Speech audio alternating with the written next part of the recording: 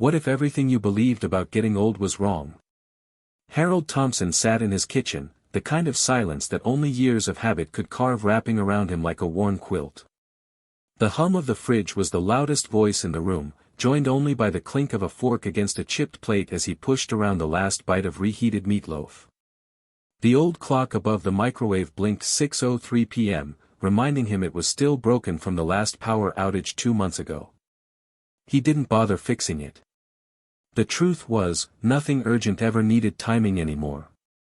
Most days passed in a blur of coffee, local news, and the occasional trip to the pharmacy or grocery store. His days were a routine of stillness. That night, Harold found himself watching YouTube on his ancient laptop, the screen dim and the battery threatening to die. He'd landed on one of those podcast clips that showed up without reason, something about pushing limits and chasing the impossible. He didn't even remember clicking it. But there, in the middle of the screen, was Elon Musk. The billionaire. The inventor. The wild one. Musk was leaning forward into the mic, his tone casual but razor sharp. Some people die at 25 and aren't buried until 75, he said. Harold snorted and muttered, easy to say when you've got a rocket company. He opened the comments section and typed sarcastically, sure, Elon. Come talk to me when your knees hurt every time it rains. Then, the video stuttered. Glitched. A spinning wheel danced on screen, then the comments section refreshed. A new notification popped up. He blinked. Under his comment, a reply, interesting take, Harold. Want to prove you're not dead yet? The username? At Elon Musk. He stared. This had to be a prank. He clicked the profile. Blue checkmark. Millions of followers. Videos, tweets, memes. It was real. Harold's mouth dried up. His heart thudded a little too hard. He didn't move, not even to take a sip of water. The cursor blinked back at him. Elon Musk had just replied to him. Not some tech kid, not a startup founder. Him. Harold Thompson. Retired engineer. Widower. Unshaved and sitting in flannel pajamas. He laughed, but it came out more like a choked breath. He typed slowly, what's that supposed to mean? He waited. 3 minutes. Nothing. Then, just as he was about to close the laptop, a notification appeared. Elon again, it means it's not over. Not unless you say so. Harold stared at those words. They didn't feel like a challenge. They felt like a dare. He closed the laptop with shaking hands, stood up, and walked to the living room. His knees creaked. The lights were dim.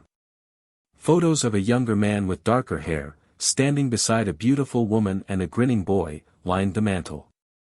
The house felt frozen in time, like everything had stopped moving except him. He sat on the edge of the recliner and rubbed his temples. What am I doing? He whispered. The last time he'd built anything was over 20 years ago. Back then, he and Jason, his son, had tried to build a solar go-kart in the garage. It was half-finished, like so many things he started after Mary passed. She died at 52. Breast cancer. Harold stopped building after that. He stopped a lot of things. The idea of Elon Musk, the richest man alive, calling him out felt surreal. Still, the words echoed, it's not over unless you say so. At midnight, he opened the garage door for the first time in 5 years. The scent hit him, dust, oil, old wood, and the sharp tinge of rust. In the corner, under a tarp, sat the remains of the solar cart. The wheels deflated, wires tangled, a bird's nest in the front seat. He ran a hand along the edge. It was colder than he remembered. For a moment, Harold felt like he could see the ghost of a younger version of himself standing beside Jason, explaining voltage and torque. He turned on the overhead light. It flickered to life, blinking uncertainly before settling. Then he whispered the question that changed everything, What would this look like if it were easy?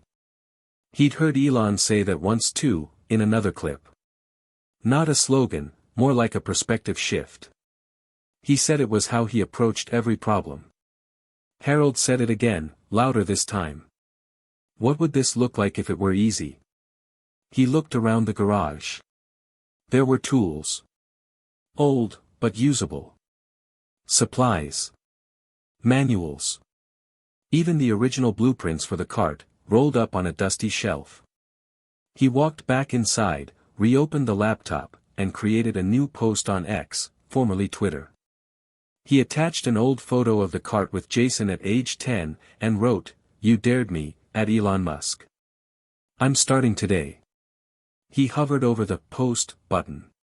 His hand trembled. Then he clicked it. For a long time, nothing happened. He left the screen on and went to wash his hands. When he returned, the post had 12 likes. Then 24. Then 100.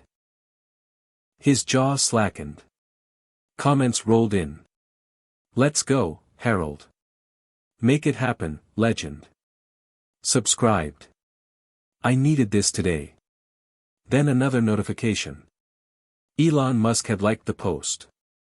His hands shook. He sat down slowly, trying not to pass out. All he'd done was open a door. But somehow, the world had opened one back. He stared at the screen. At his old garage. At a photo of his son from decades ago. And suddenly, the quiet in his house didn't feel so heavy. There was a different kind of silence now. The kind that comes right before a storm. Or a comeback. That night, Harold didn't sleep. He stayed up researching solar panels, sketching new ideas on napkins, even messaging an old engineering buddy to ask about voltage regulators. Something had shifted. Not in the world. In him. The next morning, he went outside and stood in the driveway, the sun warming his flannel shirt. He stared at the sky, a deep blue with streaks of light clouds. Somewhere, high above, rockets existed. Progress flew. Innovation roared. But here, on a quiet street in Indiana, an old man had decided to build again. And this time, he wasn't waiting for permission. He was starting. Because what if everything he believed about getting old really was wrong? Hit subscribe and leave a comment with where you're watching from. This story might just spark a new beginning. What's one thing that always pushes you forward, even when things get tough? Harold Thompson used to believe in the future. There was a time, long before the house went quiet and the days ran together, when he could see it, bright, mechanical, full of possibilities. Back then, in the late 70s and 80s, Harold wasn't just another small-town engineer working in the local energy grid. He was a dreamer with blueprints stuffed in his glove box and magazines filled with predictions about solar power, clean energy, flying cars. He used to sketch ideas on napkins at diners, dream up inventions in the shower, and tell his young wife Mary that one day they'd be off the grid entirely, just sun and sky and something they built together. Mary would smile and roll her eyes in that gentle way, as if she knew he was a little nuts but loved him for it anyway. The truth was, she anchored him. She believed in him more than he ever believed in himself. When Jason was born in 1984, Harold started slowing down on the personal projects, trading innovation for stability. He took a more secure role at the utility company and started coming home at the same time every day. His blueprints got boxed up, and the tools got stored deeper in the garage. But he still had that itch. Every so often, it would crawl up from under the surface, especially when Jason would run into the garage with wide eyes and say, "What are we building today, Dad?" Those were the golden days. Afternoons in the garage with the radio on low, sawdust in the air, the smell of oil and sunshine blending into something sacred.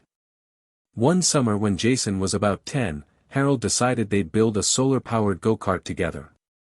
It wasn't for school. It wasn't for work. It was just for them. He wanted to teach his son how to think, to build, to fail and keep going. They got halfway. The frame was done, the wheels installed. They even had a basic solar array mounted, though it was far from efficient. But life, as it tends to do, got complicated. Mary started getting sick that fall. At first it was just fatigue. Then the tests. Then the diagnosis. By the following spring, cancer had wrapped itself around their lives like ivy, slowly choking everything. The cart sat untouched. Jason stopped asking about it. Harold spent more time in hospitals than in his garage. Mary passed in June, just shy of her 53rd birthday. After the funeral, Harold walked into the garage one evening and saw the cart. Dusty. Abandoned. A monument to everything he thought he had time for. He turned off the light and didn't open the door again for years. Things with Jason changed after that. The boy who used to worship his father slowly pulled away. Harold couldn't blame him. Grief was a silent wedge, driving them apart in ways neither of them had language for. Jason grew up, left for college in Arizona, then moved to Chicago. They still spoke, mostly on holidays, but it was the kind of talking that felt like checking in on a pet plant, polite, scheduled, lifeless. Harold retired at 62. He thought he'd use the time to travel, maybe even start tinkering again. But the days felt heavy, stretched out like a road with no scenery. One morning, he woke up and realized it had been years since he'd built anything, even a birdhouse. He didn't know who he was without projects. Without Mary. Without the sense that he was moving toward something. And somewhere in that silent unraveling, he accepted what the world seemed to expect of men his age, that they fade, not fight.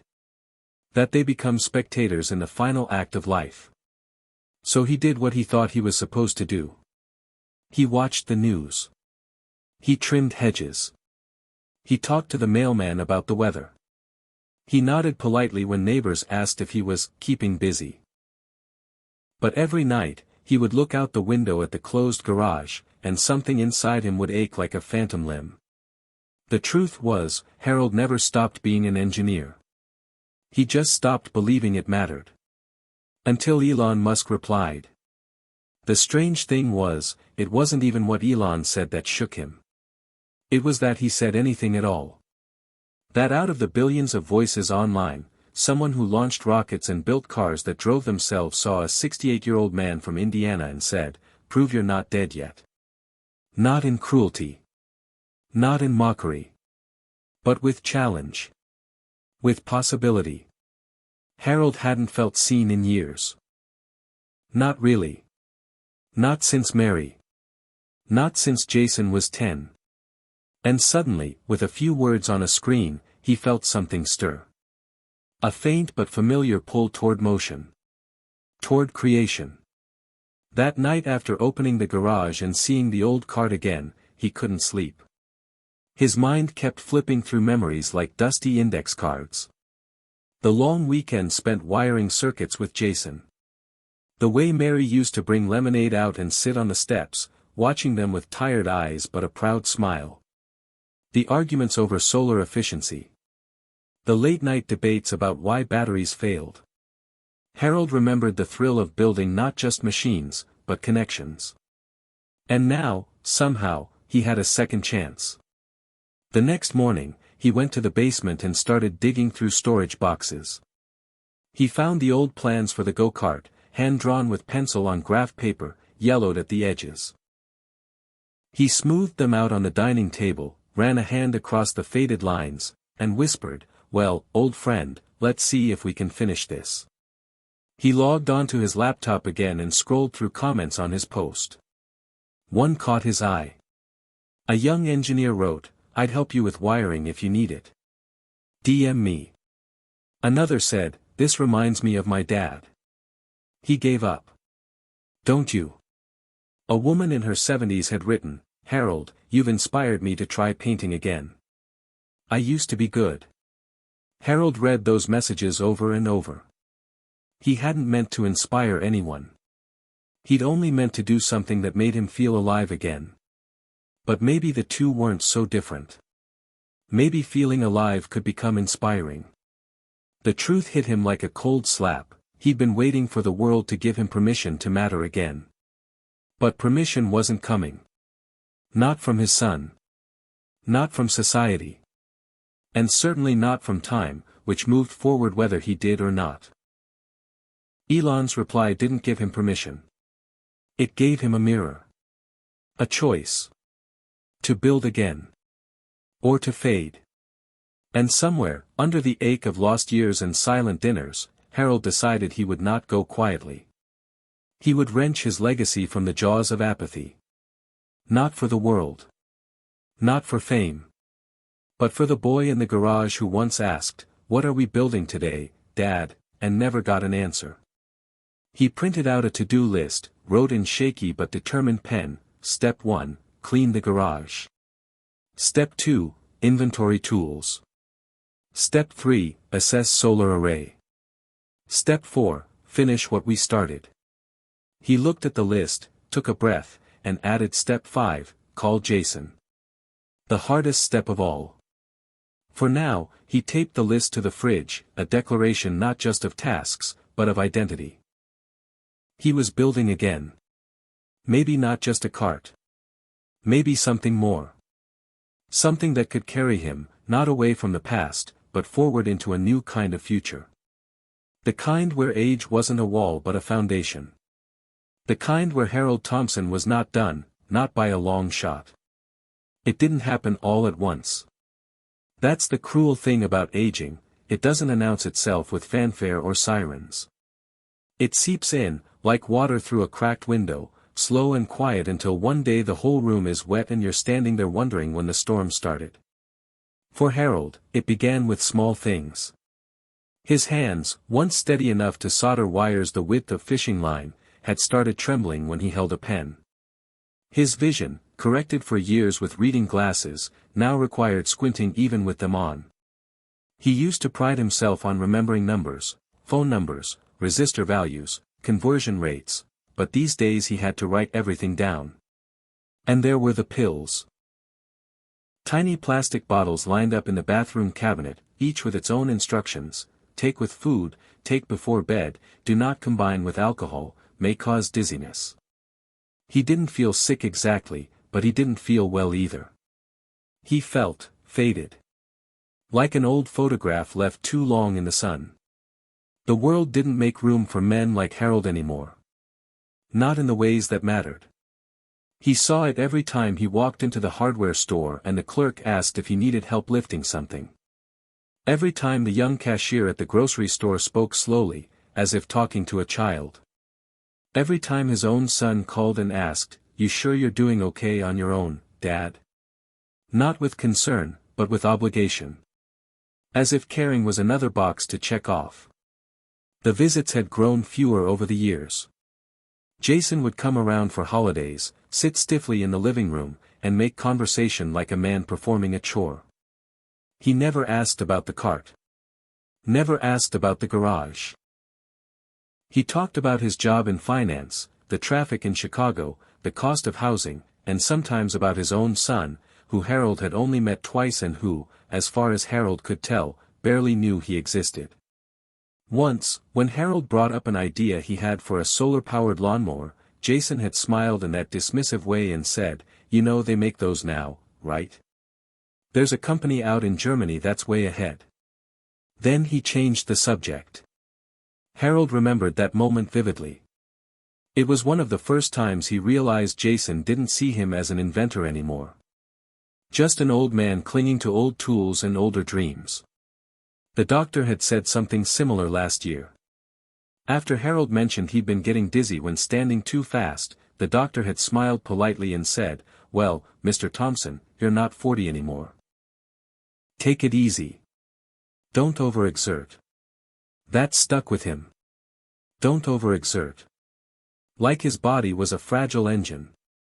A thing to be preserved, not used. That was what everyone seemed to believe about getting old, that it was time to slow down, sit down, shut up. But Harold didn't want to slow down. He wanted to make something.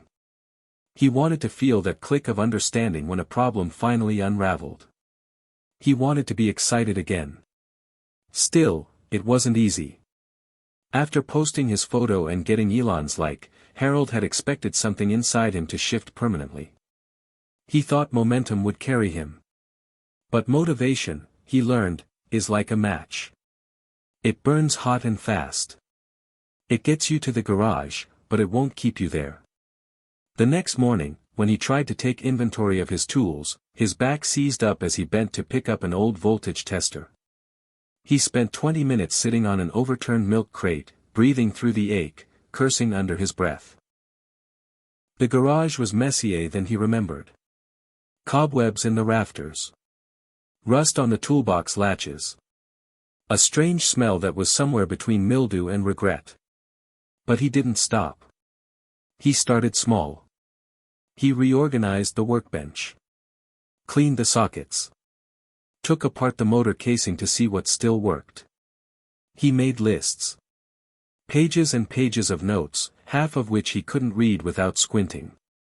He posted a second update online, day 2. The rust is stubborn. So am I. It got a few hundred likes. Some encouraging comments. A few jokes about Grandpa's garage. Harold didn't mind. He could laugh too. But the doubts crept in when the laptop screen went dark. In the silence. In the cold hours after sunset. That's when the old voice returned. The one that said, "This is stupid. You'll never finish. You're wasting time. No one cares." It was the same voice that had kept him away from the garage for over a decade. The same voice that had whispered, "You're too old," when he thought about starting a project. That voice had grown louder as the world sped up. When smartphones came out, he resisted. When people started video calling instead of visiting, he said no thanks. When Jason told him he should move into a smaller place, closer to a medical center, he shut down the conversation. It was easier to retreat than to prove he still had something left. But now the voice had competition. Elon's words echoed louder each day, "It's not over unless you say so." That phrase had nested itself in his brain like a song you couldn't shake. He started repeating it aloud, sometimes muttering it while tightening bolts or charging old batteries. It felt ridiculous at first. But then it started feeling true. On the 4th day, a neighborhood teenager knocked on his door. Said he'd seen the video online. Said his name was Marcus and he was studying robotics at the community college. He offered to help. Harold was stunned. No one had offered to help him with anything in years, not unless they were being paid or obligated. He let Marcus in, showed him the cart, and watched with quiet amazement as the kid examined the wiring like it was sacred. Marcus asked questions. Real questions. Technical ones. He respected the machine. He respected Harold. That evening, they worked together in the garage for 2 hours. Harold didn't notice the time. Or the pain in his knees. Or the tremor in his hands. For the first time in years, he felt competent. Not just useful. Capable. The next morning, Jason called. "Saw your video," he said, voice tight. "Is this safe, Dad? Are you okay?" Harold smiled into the phone. "I'm better than okay. I'm working." Jason paused. "You know you don't have to prove anything to anyone, right?" "I'm not proving it to them," Harold said. "I'm proving it to me." Another pause. "Well, be careful." Click. That conversation lingered like a smoke trail. Jason didn't get it. Not yet. But Harold knew that if he kept going, maybe someday he would. Maybe they'd even finish what they started together. That night, Harold sat down at his old drafting table and began sketching again. It was clumsy. His lines weren't as sharp. But the ideas came back. Slowly. Like birds returning after a long winter. The layout for the battery housing. The cooling vents. The modified solar cell panel, angled for maximum absorption. He posted a photo of the new design with the caption, "She's starting to talk to me again." People loved it. Comments rolled in from all over the country. A retired machinist in Ohio offered to donate parts. A high school science teacher in Oregon asked if he could show Harold's progress in class. Someone in Texas said, "This guy's making me believe again." Harold stared at the messages, overwhelmed. He wasn't used to being seen. Not like this. It was scary. Vulnerable. But it was also exhilarating. He realized something else, too. This wasn't just about finishing a cart. It was about reclaiming identity. Dignity. The sense that life wasn't something to coast through, but to build. That even in the third act, you could still write new lines. Still surprise people. Still surprise yourself. Things were falling apart, yes. His body. His eyesight. His relationship with Jason. But in the falling, something else was emerging. A new framework. A different kind of structure. Not one built of bolts and wires, but of belief. And belief, Harold was learning, could be rebuilt too. The first real pushback came from the people who were supposed to love him most. Harold had always expected strangers to doubt him. He was a 70-year-old man working on a solar go-kart in his garage, after all, but he hadn't expected the look in Jason's eyes when he showed him the prototype over video chat. It wasn't anger. It wasn't pride. It was pity. "Dad," Jason said, pausing like he didn't know how to word it gently, "is this really how you want to be spending your time?" Harold blinked. "I'm building something. That's what I've always done." "Sure, but this feels like you're chasing something that doesn't need to be chased." Jason adjusted the phone camera, and Harold could see the reflection of a slick modern condo in the background. Clean lines. Glass furniture. Everything neat and lifeless. "You don't have to prove anything," Jason said.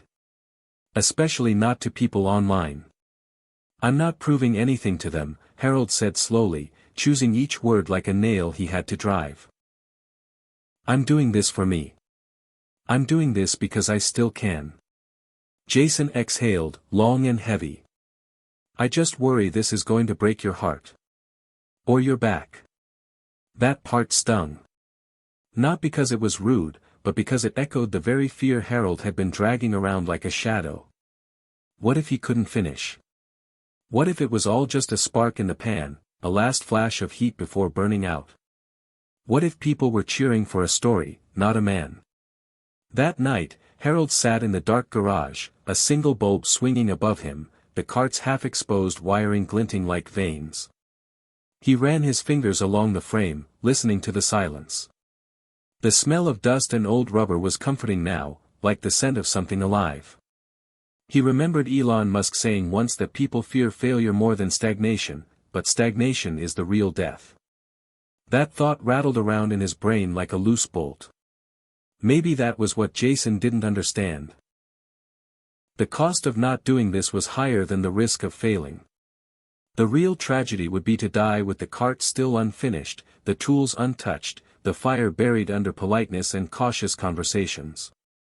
The next morning, Marcus showed up with a backpack full of tools and a smile that was entirely too big for 8 a.m. "You ready, Mr. T?"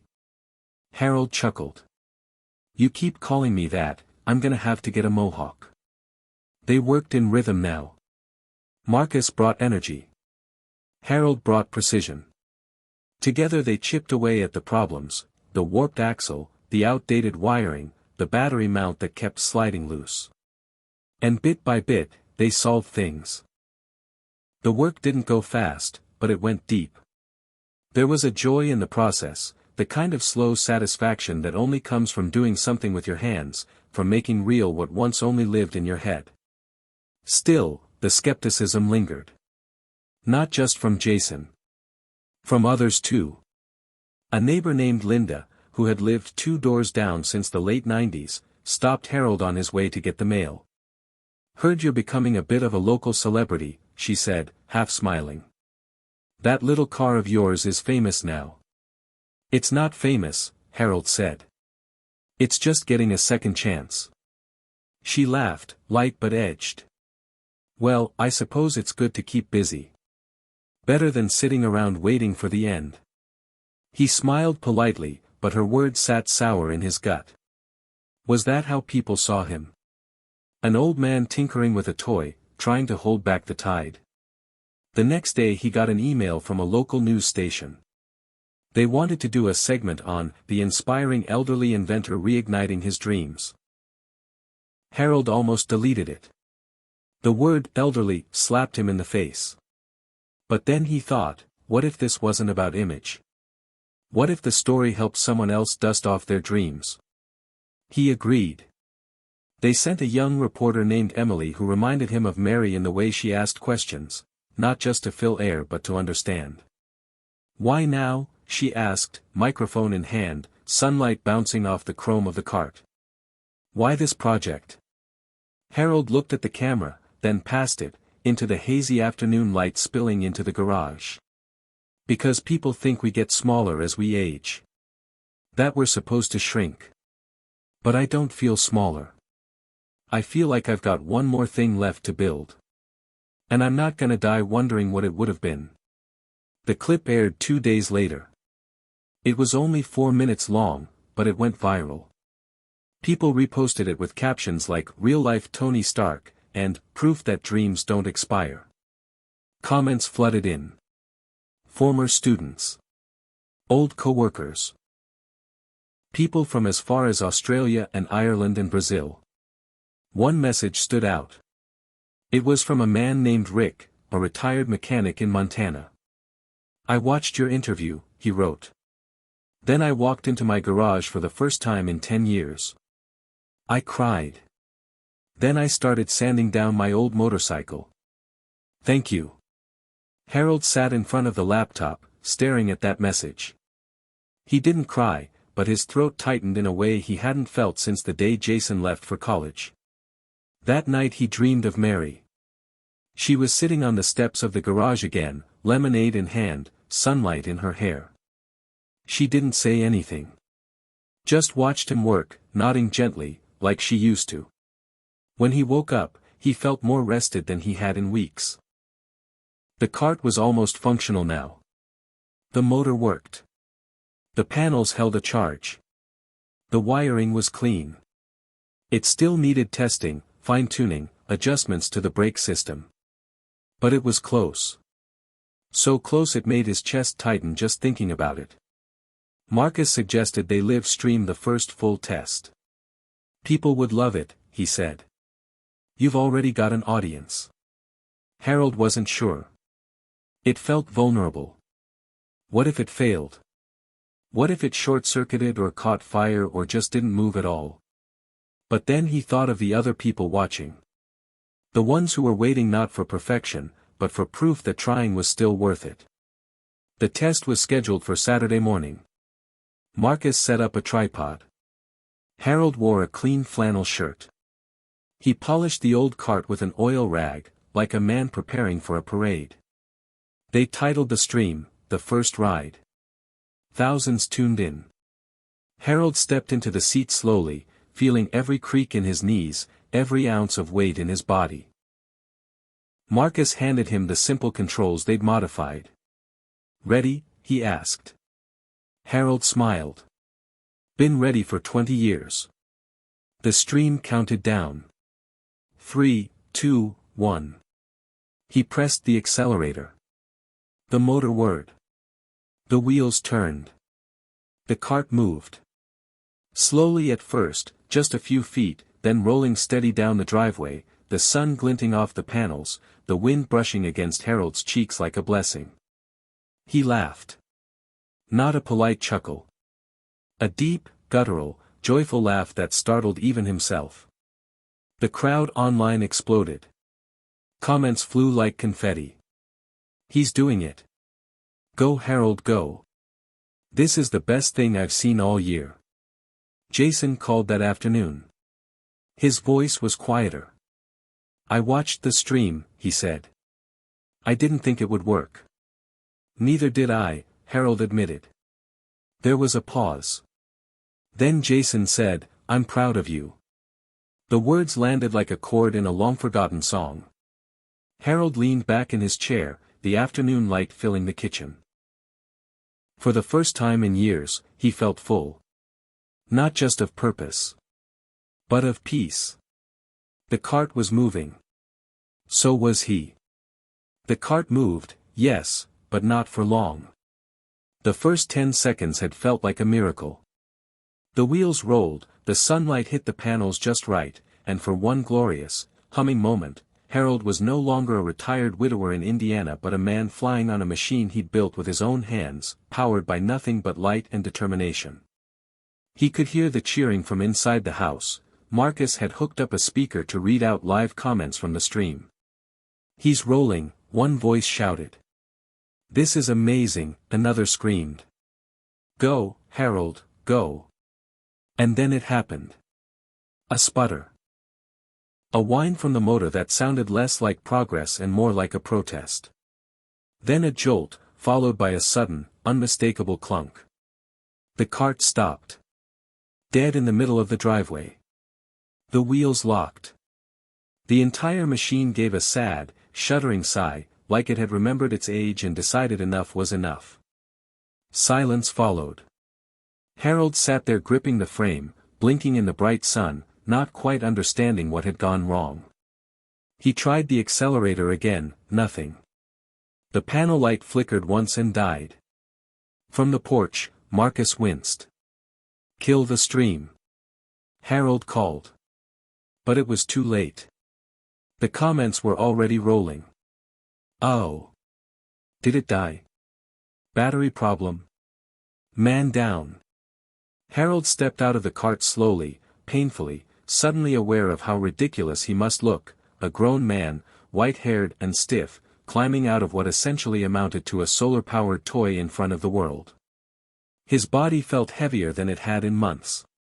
The wind was gone. The moment had passed.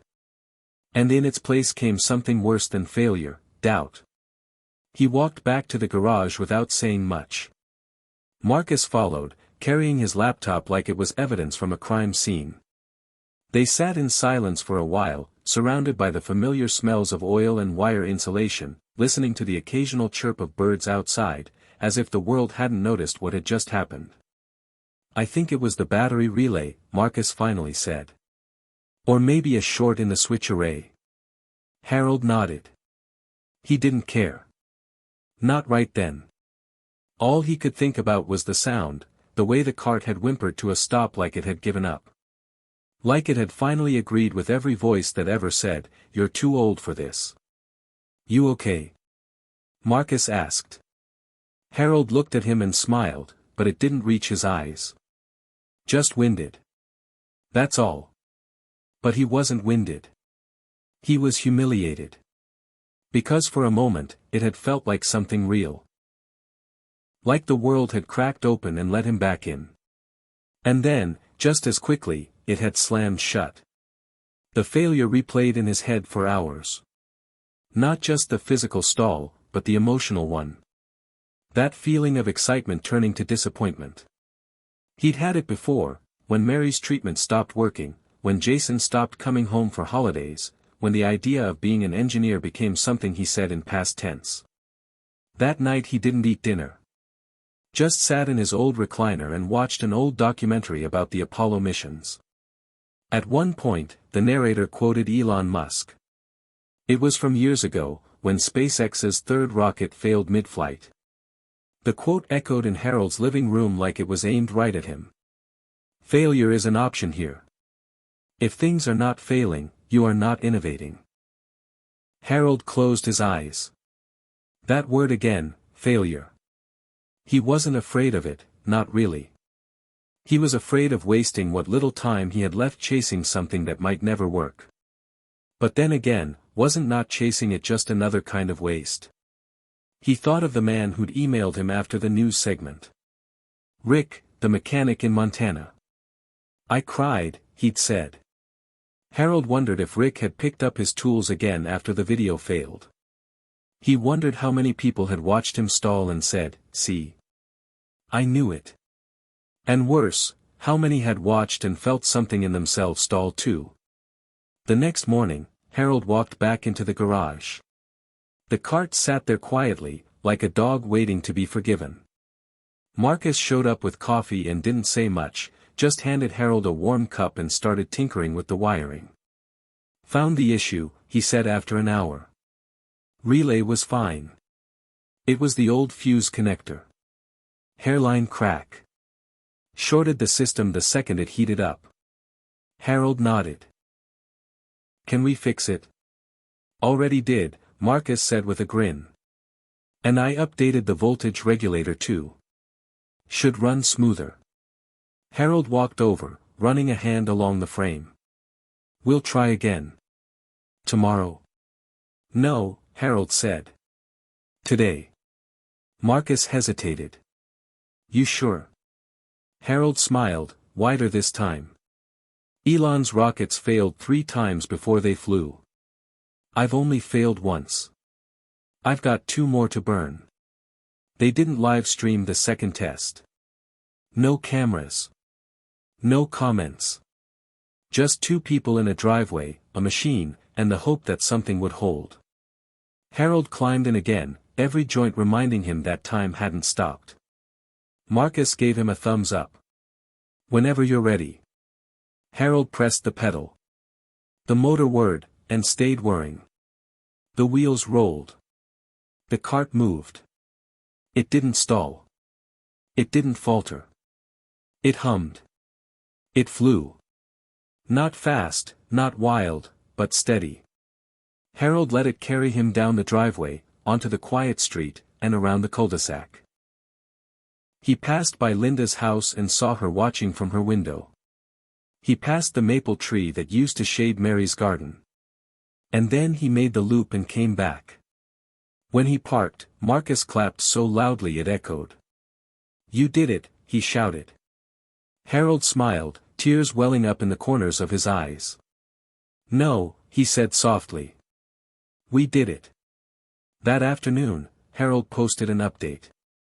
Just a photo of the cart, parked in the sunlight, with a single line, "Failure wasn't the end. It was the ignition." The comments poured in again. But this time, Harold didn't read them all. He didn't need to. The victory wasn't in the view count. It was in the ride. It was in the decision to try again when the world, and even his own son, expected him to stop. Later that week, he got another call from Jason. This time, his voice was different. "I watched the second ride," he said. "Looked solid." "It was," Harold said. "Still some fine-tuning to do." "You always said iteration is everything." Harold chuckled. "You remember that?" "Yeah," Jason said. "I do." There was a pause. Then Jason asked something Harold hadn't heard in over 30 years. "What are you working on next?" Harold looked out the garage window, where the sunset was just starting to stretch across the sky in long, golden streaks. "I don't know," he said. "But I'm gonna build it." The cart was finished, at least in the way a piece of work is ever truly finished, which meant Harold could step back and admire it, but part of him already wanted to take it apart again, adjust a circuit here, reinforce a panel there, change the angle of the solar collectors by half a degree because he'd read once that even the tiniest shift could produce measurable efficiency gains, and that was the engineer in him, the man who couldn't leave good enough alone, who saw every solution as the start of a better question, but more than that, it was the feeling of momentum, of having something to wake up for, and that was the part Harold hadn't expected to matter so much, not the cart itself but the doing, the problem-solving, the movement forward, and as the days grew longer and the summer pressed its golden thumbprint over everything, he found himself rising earlier and sleeping deeper, a quiet rhythm settling into his bones like music he'd forgotten he loved. It was during one of these mornings, while organizing old soldering irons in the garage, that he came across the metal box. It had been tucked behind an old mini-fridge, buried under yellowed stacks of Popular Mechanics and a shoebox labeled "Spare Gears," and when he pulled it out, dust billowed like smoke, and his hands hesitated before opening it, because he knew what was inside even before the latch clicked. It was Mary's memory box. A collection of trinkets and photos and odd little items she'd saved over the years, things Harold had long assumed were lost during the move after her passing, but here it was, whole and intact, like it had been waiting for him to find it now, not before. Inside, folded neatly on top, was the last letter she'd written him, the one he couldn't bear to open the week after she died, the one he'd shoved in a drawer thinking he'd read it later, when it didn't hurt so much, and then forgot. His hands trembled as he unfolded the paper, the edges crisp with age, the ink faded just slightly but still strong enough to carry her voice through time. "My Harold," it began, and the second he read those words, he had to sit down on the step leading into the house, because her handwriting was like seeing her smile again, soft and familiar and a little stubborn. "If you're reading this, it means you've finally stopped avoiding it, which I expected, because you always said closure was a myth and that pain should be kept in motion, like a pendulum, so it wouldn't settle, and maybe you were right, maybe you needed time, but I hope now, as you read this, you're still dreaming. That you're still inventing. That you haven't let time convince you to stop." Harold read the whole thing, slowly, as if each sentence needed to be felt in the gut before the brain could catch up. She wrote about her faith in him, about how even in her final months she could see the designs in his notebooks, the sketches on napkins, the way he stared out windows not with sadness but with the curiosity of a man still trying to figure out how things work. "You were always meant to build something beautiful," she wrote. "And not just with wires. With life." At the bottom, in smaller print, she had scrawled, "P.S. Don't be afraid to let someone help you. Even Elon Musk has a team." Harold laughed through tears at that part. It was so Mary. Always putting things in perspective. Always knowing exactly how to puncture his pride with humor and love. He sat there for a long time after that, holding the letter, the open box at his feet, the morning sun creeping across the concrete like it had nowhere else to be. The garage felt different after that. Not heavier. Not sadder. Just realer. Like it had absorbed something sacred. Like it was no longer just a place to work but a place to remember. He found himself talking aloud sometimes, not to anyone in particular, just to the air, as if Mary might answer. He'd say, "What do you think of this bracket design?" or, "I should have sanded that edge smoother, huh?" and it didn't feel crazy. It felt like keeping a promise. Marcus noticed the shift. One day, as they were mounting a new set of lightweight tires, he said, "You seem different lately. Lighter." "I found something I didn't know I'd lost," Harold said, and didn't elaborate, and Marcus, to his credit, didn't ask. Instead, he reached into his backpack and pulled out something unexpected, a small metal badge, engraved with the word inventor. "Got this made," he said, a little sheepish. "Thought you might want it for the cart. Like an emblem." Harold turned it over in his hand. It was simple, clean, and somehow felt more official than any degree or certificate he'd ever earned. "I love it," he said. They bolted it to the front panel that afternoon. "Looks like it was always meant to be there," Marcus said. And it did. That night, Harold got another email from the same news station that had first profiled him. This time, they wanted to do a follow-up story. A full feature. "We're calling it The Garage Grandfather," the producer wrote.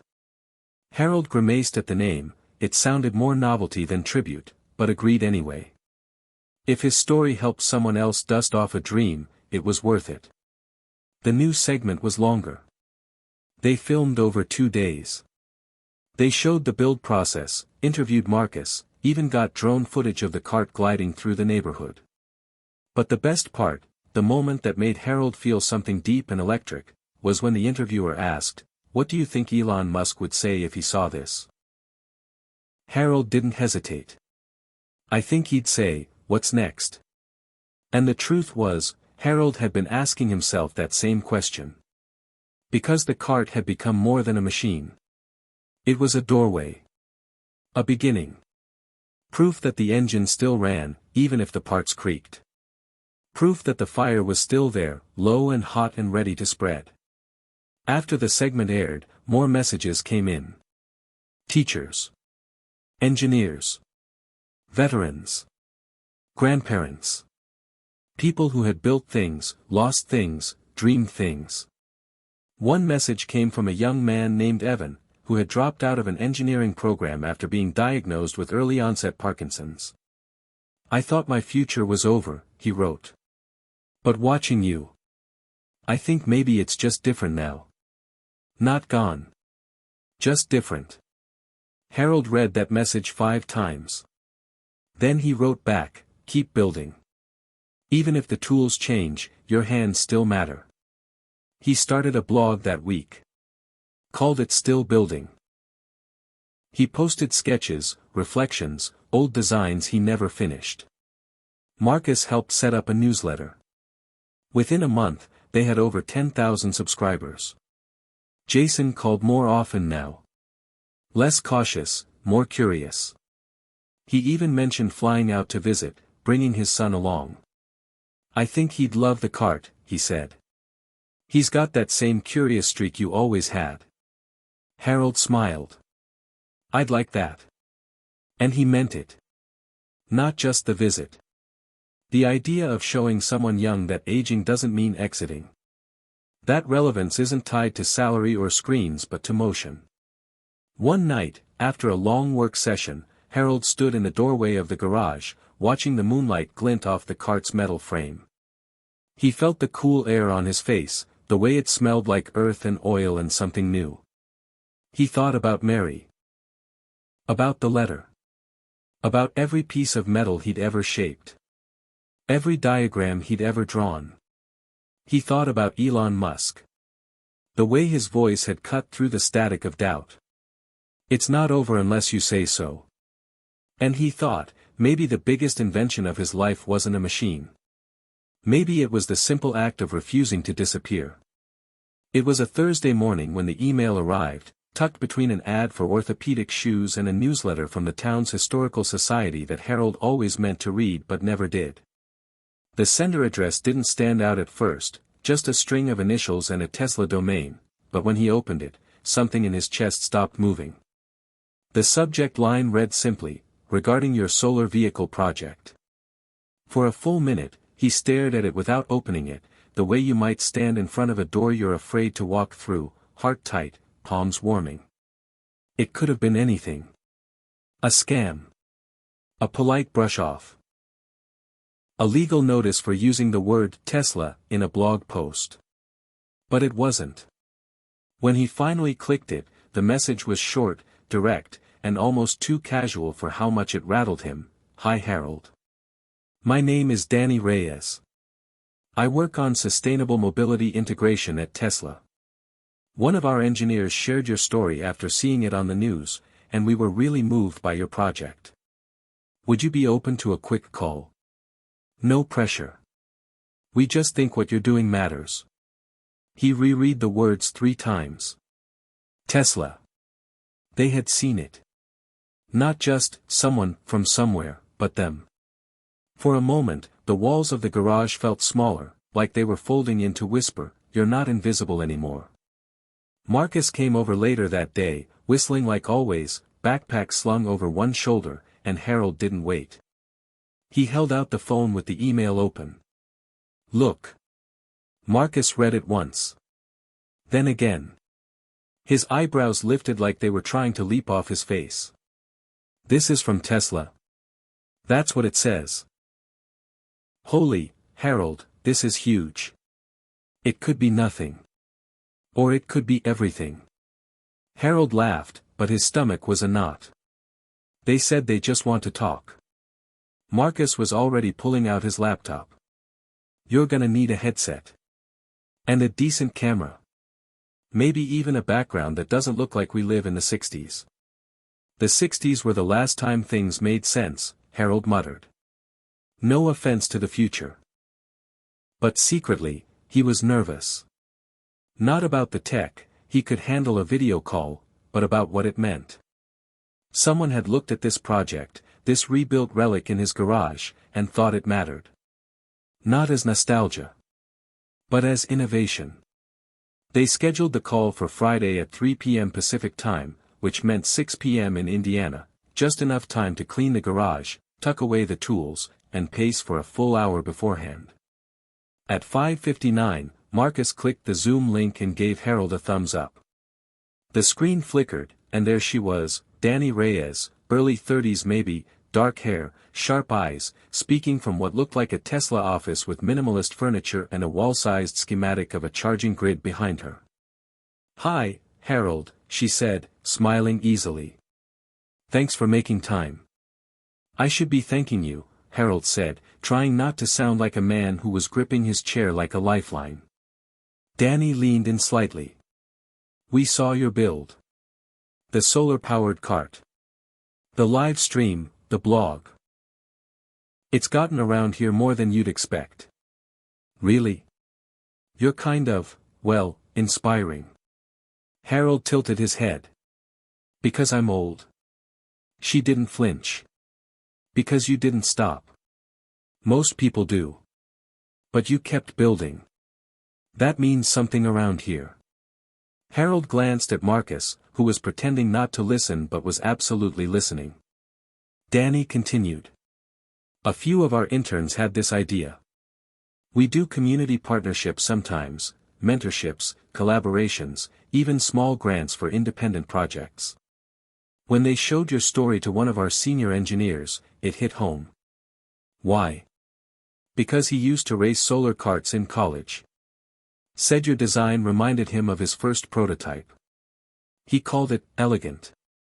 That word hit Harold harder than he expected. Elegant. Not impressive for your age. Not cute. Elegant. It was the kind of word you use for things that work because they're simple, not despite it. "So, what happens now?" Harold asked. Dani smiled. "Nothing official. Not unless you want it to. But if you're open to it, we'd like to send a small team, just 2 people, to visit your workshop. Learn from what you've done. Maybe collaborate on a small-scale solar application project." Harold blinked. "Collaborate? You'd be the lead," she said. "We'd just be, your team." He didn't answer right away. His mind was rushing in 10 directions, worries about schedules, expectations, what the town would think, what Jason would think. "I'm not a company," he finally said. "I'm just a guy with a garage." "That's where most great things start," Dani said. "Just ask Elon." After the call ended, Harold sat in silence. Marcus looked at him. "You okay?" "They want to learn from me." "Yeah, because you're the real deal." Harold looked around the garage. It hadn't changed. Same cracked concrete. Same rusted toolbox from the 70s.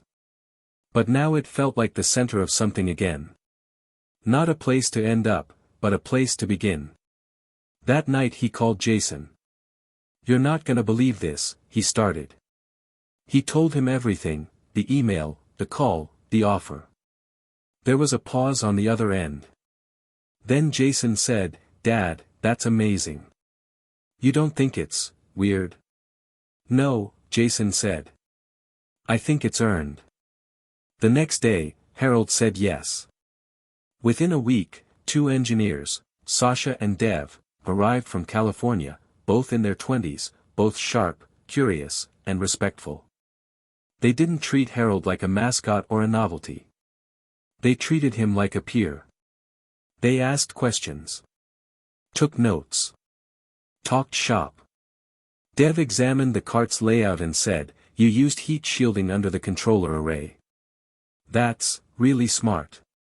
You'd be surprised how hot Indiana gets in August," Harold replied.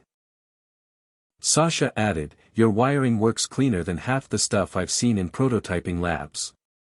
"Well, I had a good helper," Harold said, nodding toward Marcus. For 2 days they worked together, exploring small battery optimization ideas and alternate solar configurations. It wasn't flashy, and no one went viral, but to Harold, it was pure joy. The garage buzzed not just with tools but with ideas, with energy. With the future. One night, after the engineers left, Marcus asked, "So what now?" Harold looked at the cart, now fitted with an experimental panel Dev had left behind. "Now," he said, "we start building something new." And that wasn't just a line. He meant it. The project wasn't over. It was evolving. He was evolving. And somewhere, he imagined Elon Musk watching a clip, smiling faintly, and whispering, "What's next?" The morning after Sasha and Dev left, Harold woke with a restless energy he hadn't felt in years, the kind of drive that pushed him to get out of bed before dawn and pour coffee while his mind raced with possibilities. The cart sat in the corner of the garage like a faithful old dog waiting for its next walk, but Harold wasn't thinking about fixing it anymore, he was thinking bigger. As the sun filtered through the dusty window panes, illuminating motes that danced like tiny stars, an idea took root in his mind, fragile but insistent. What if he could design a solar-powered vehicle not just for recreation but for something practical, something that could help his community? Something that mattered beyond the neighborhood streets or the fleeting spotlight of a news segment.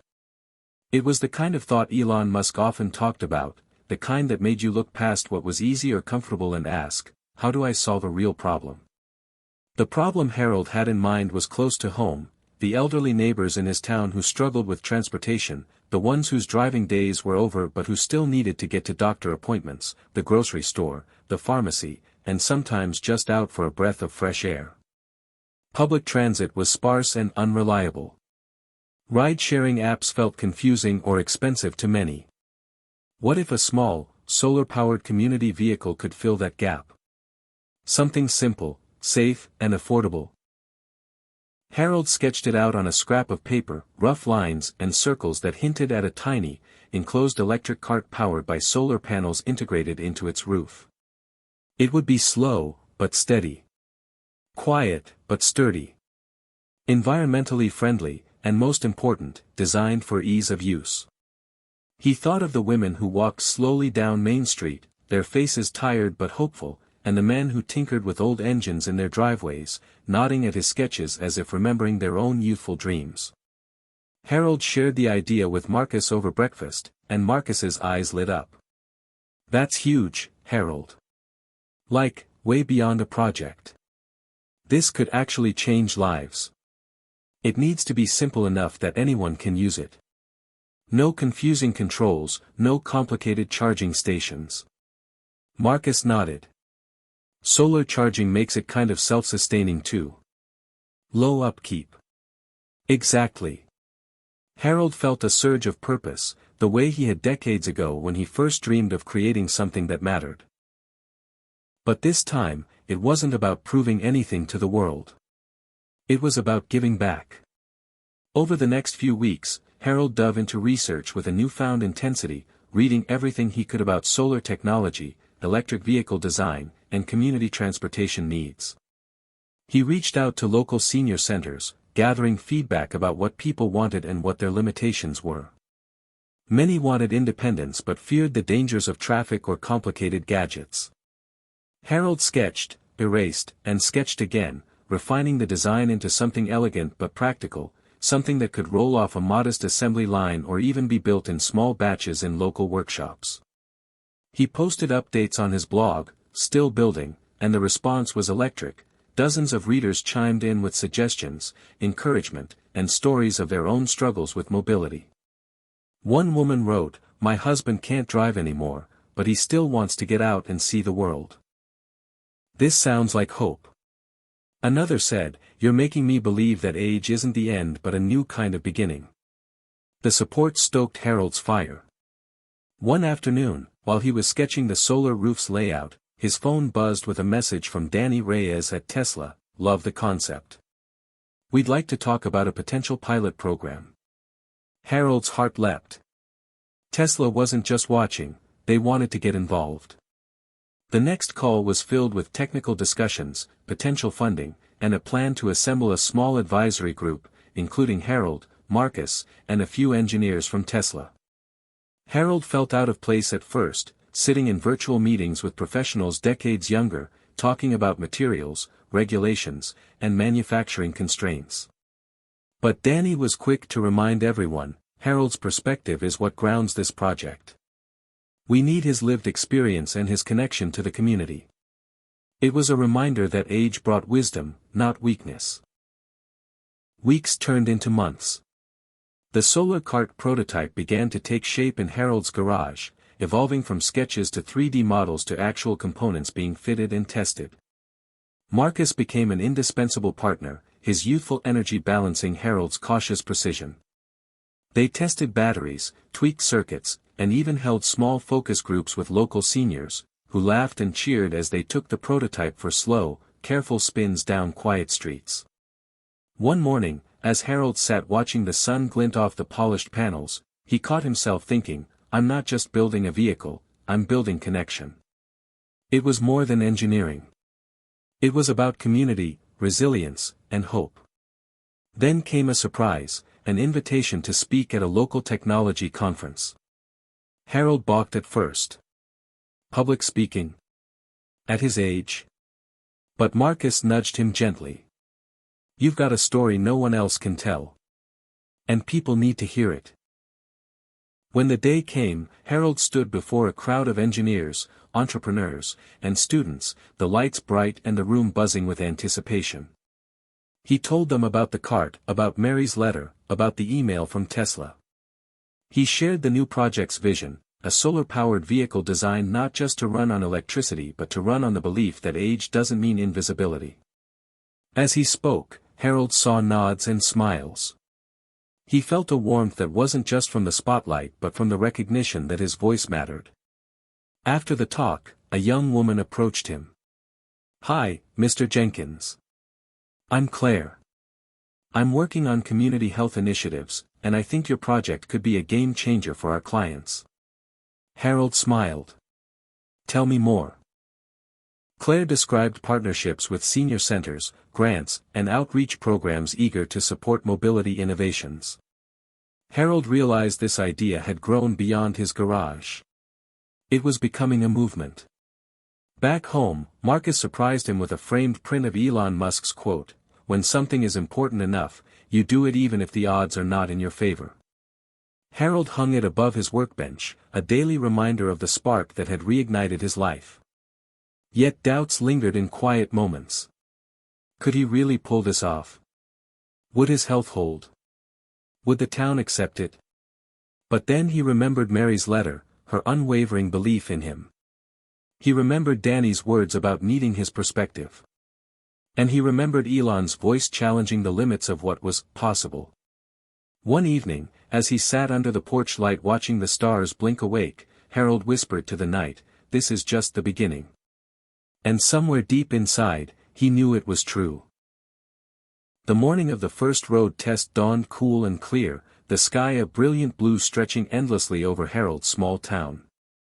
Birds chirped in the maple trees outside his garage, and the scent of fresh-cut grass mixed with the faint tang of oil and metal from the prototype resting on the concrete floor.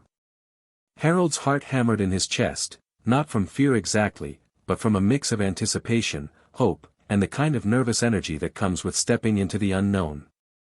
The solar cart sat gleaming under the pale sunlight, the panels on its roof catching every ray like a silent promise of power. It wasn't flashy, no sleek Tesla curves or futuristic neon lights, but it was real. It was theirs. He ran his hand over the smooth surface, feeling the warmth beneath his palm, a tangible sign that the sun's energy was already fueling the little vehicle. Marcus was already there, pacing back and forth like a kid waiting for a carnival ride. "Ready, Harold?" he called. "As I'll ever be," Harold replied, tightening his jacket collar against the morning chill. They'd spent months fine-tuning every bolt, every wire, every switch. This wasn't just a test of technology, it was a test of a dream, a testament to persistence. The plan was simple but deliberate, a slow drive through the neighborhood, down Main Street, and back before the mid-morning rush. They'd invited a small group of neighbors and community leaders to witness the moment, hoping to gather support and spark excitement. Mary was there, holding her usual thermos of coffee, her eyes bright with pride and a touch of tears. Harold caught her glance and gave a small nod. The crowd murmured with curiosity and a little skepticism. Many of the town's older residents had grown cynical over the years. New ideas came and went like seasons, leaving nothing but dust and disappointment behind. But today felt different. Harold climbed into the driver's seat, adjusting the simple controls and sliding on the seatbelt, which he'd insisted on for safety despite the cart's slow speed. Marcus checked the dashboard readings one last time, then gave Harold the thumbs up. With a gentle push of the accelerator, the solar cart hummed to life, moving forward with a smooth, quiet grace. The sound was nothing like a roaring engine, it was more like a soft whisper, a gentle pulse. As Harold steered the cart onto the driveway, the crowd broke into spontaneous applause. The slow, steady progress down the street felt like a victory lap. The sun gleamed off the solar panels, fueling the cart's modest but steady speed. Harold smiled, feeling the wind in his hair and the familiar thrill of motion. It was freedom. It was possibility. As they rolled past familiar houses, neighbors waved and called out words of encouragement. A few children ran alongside, laughing and trying to keep up with the small vehicle.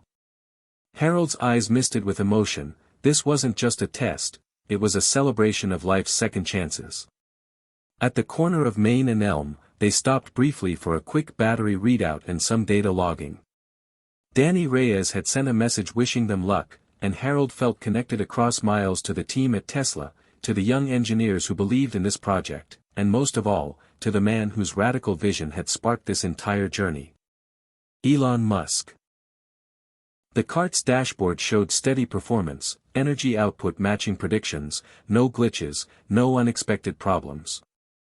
Harold couldn't remember the last time a test went so smoothly. But as they turned back toward home, a sudden beep startled him.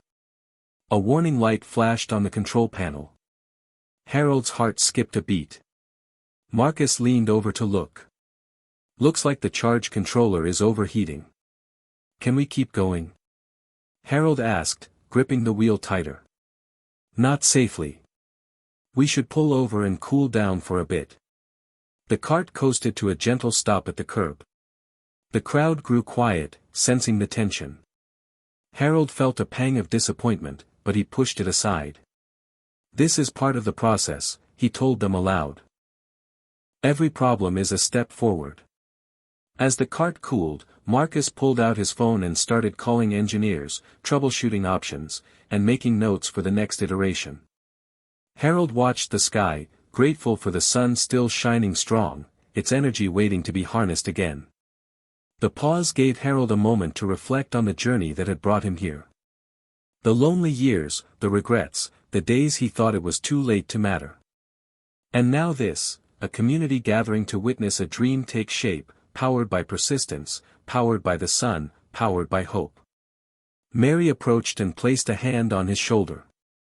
You've given us all a reason to believe again. Harold nodded, voice thick with emotion. It's not just about me. It's about us. When the cart systems cooled enough, Marcus gave the green light to continue. Harold eased the accelerator and resumed the slow journey back. This time, everything ran smoothly. The sun was high now, pouring golden light onto the quiet streets, filling the cart's panels and charging its heart. As they pulled back into the driveway, the crowd erupted into applause, some cheering, others wiping tears. Harold felt a swell of gratitude, not just for the technology, but for the people who had refused to let him fade into the background. That evening, after the guests left and the streetlights flickered on, Harold sat in the garage alone with the cart. He traced the lines of the vehicle with a sense of wonder and quiet pride. This was more than a machine, it was a symbol. A symbol of resilience. Of refusing to give up. Of believing that no matter how many years behind you, the future still holds space for you to make a difference. He thought of Elon Musk's words echoing in his mind, when something is important enough, you do it even if the odds are not in your favor. Harold smiled softly. He was no longer just an old man tinkering in his garage. He was a pioneer, a connector, a spark of change in a world that too often forgets those who have weathered its storms. The first road test was just the beginning. The real journey was just unfolding. Tomorrow, there would be new challenges, new lessons, and new victories. But tonight, under the quiet hum of the street lamp, Harold let himself feel something he hadn't felt in a long time: hope. Hit subscribe and leave a comment with where you're watching from. This story might just spark a new beginning. What's one thing that always pushes you forward, even when things get tough? It came late on a Sunday evening when Harold was sitting at the kitchen table, the soft hum of the refrigerator and the occasional creak of the old house filling the quiet room. His hands were folded around a mug of chamomile tea, the steam rising slowly as his mind replayed the events of the past weeks, the call with Tesla, the first road test, the small but growing buzz in the community. He felt tired but alive, like a machine that had been restarted after years of idling. Then, his phone buzzed. The screen showed an unknown number, but Harold didn't hesitate. He answered. "Hello." The voice on the other end was calm, unmistakable, yet surprisingly gentle. "Harold Jenkins? This is Elon Musk." For a moment, the world tilted. Harold's breath caught, his fingers tightening around the mug until it was almost warm but not hot. "Mr. Musk? I don't know what to say." Elon chuckled softly, a sound that carried both confidence and kindness. "No need for formalities. I've been following your project. The solar cart, the community vision. It's impressive. More than impressive, it's inspiring." Harold's mind raced. How had Elon found him? Why was he calling? "I guess you've heard a bit from Danny and the team." "Yes. And more. I wanted to hear directly from you. What drives you to keep going? What pushes you to innovate at this stage in your life?" Harold swallowed. "I suppose I've always believed that change doesn't have an expiration date. That the world still needs us, no matter how old we are. And maybe I needed to believe it for myself." "That's powerful," Elon said. "Too often, society sidelines people once they hit a certain age. But innovation, creativity, purpose, they don't have age limits. I admire your persistence." Harold felt a flush of warmth, a rare gift he hadn't expected, a personal connection with the man who had ignited his journey without even knowing it. "What you're doing with that cart, with the community project, it's exactly the kind of thing I want to support. There's a place for your work not just here but on a larger scale. If you're open, I'd like to explore ways we can help accelerate your efforts." The offer stunned Harold. This wasn't just encouragement, it was a door opening to something he hadn't dared to dream of. "I'm honored, sir," Harold managed. "I don't know what to say except I'm ready to do whatever it takes." Elon's voice softened. "You don't need to say anything yet. Just know I'm here to help. Keep pushing boundaries, Harold. Age isn't a limit. It's a perspective. You've got something important." The call ended, and Harold sat back in his chair, stunned and electrified all at once. The room felt suddenly bigger, the night somehow less dark. Marcus burst in moments later, drawn by the excitement. "Who was that?" "Elon Musk." Marcus stared like he'd been hit by lightning. "No way. Seriously?" "Yes." Harold nodded slowly. "And he wants to help." The next days were a whirlwind. Harold and Marcus worked with Danny and the Tesla team to map out new steps, expanding the prototype, designing outreach programs, and even discussing a small documentary to share the story widely. The attention brought both excitement and challenges. Local media picked up the story, some supportive, others skeptical. "Is this just a stunt?" one headline read. "Old man chasing pipe dreams," read another. But Harold had learned to tune out the noise. The supporters, the neighbors, the seniors, the young engineers, were louder. And that was enough. At community meetings, Harold shared Elon's message, reminding everyone that the future belonged to those who dared to imagine it. "We're not too old to matter," he said. "We're not too old to change." One afternoon, as he walked through the town square, people greeted him with new respect. Some stopped to ask questions about the solar cart. Children waved and shouted, "Go, Mr. Jenkins." The feeling was surreal, like being a hero in a story he hadn't written but now lived. Yet amidst the celebration, Harold never forgot the quiet moments, the evenings alone in the garage, the setbacks, the exhaustion. Elon's call was a spark, but the fire was still his to build. That night, Harold sat on the porch and looked up at the stars, thinking about the man on the other end of the phone. Elon Musk, an icon of relentless innovation and defiance of limits, had seen in him something worth supporting. Harold whispered into the night, "Thank you for believing in me." And for the first time in a long time, he believed it too. The glow from the porch light cast long shadows across Harold's front yard as he sat alone, staring at the solar cart resting quietly in the garage. The excitement from Elon Musk's call had faded into a lingering hum, replaced by a familiar companion, doubt. It was the kind of doubt that creeps in quietly, wraps itself around your thoughts like a cold fog, and whispers all the reasons why maybe this was too much, too late. Could a man in his 70s really change anything meaningful? Was the community's growing buzz enough to overcome years of skepticism? Would his health hold through the inevitable challenges ahead? He rubbed his temples and sighed. The road so far had been a series of small victories layered over countless setbacks. He thought back to the early days, when he was alone with his ideas, pushing the cart together with Marcus, fumbling through failures and fixes. Those were the moments that tested him, moments when giving up seemed easier than carrying on. Yet, here he was. The solar cart gleamed under the garage light, a symbol not only of his work but of his stubborn refusal to fade away. Despite the doubt, a small flame of determination burned steady inside him. He reminded himself of Elon's words, "When something is important enough, you do it even if the odds are not in your favor." That line echoed in his mind like a mantra.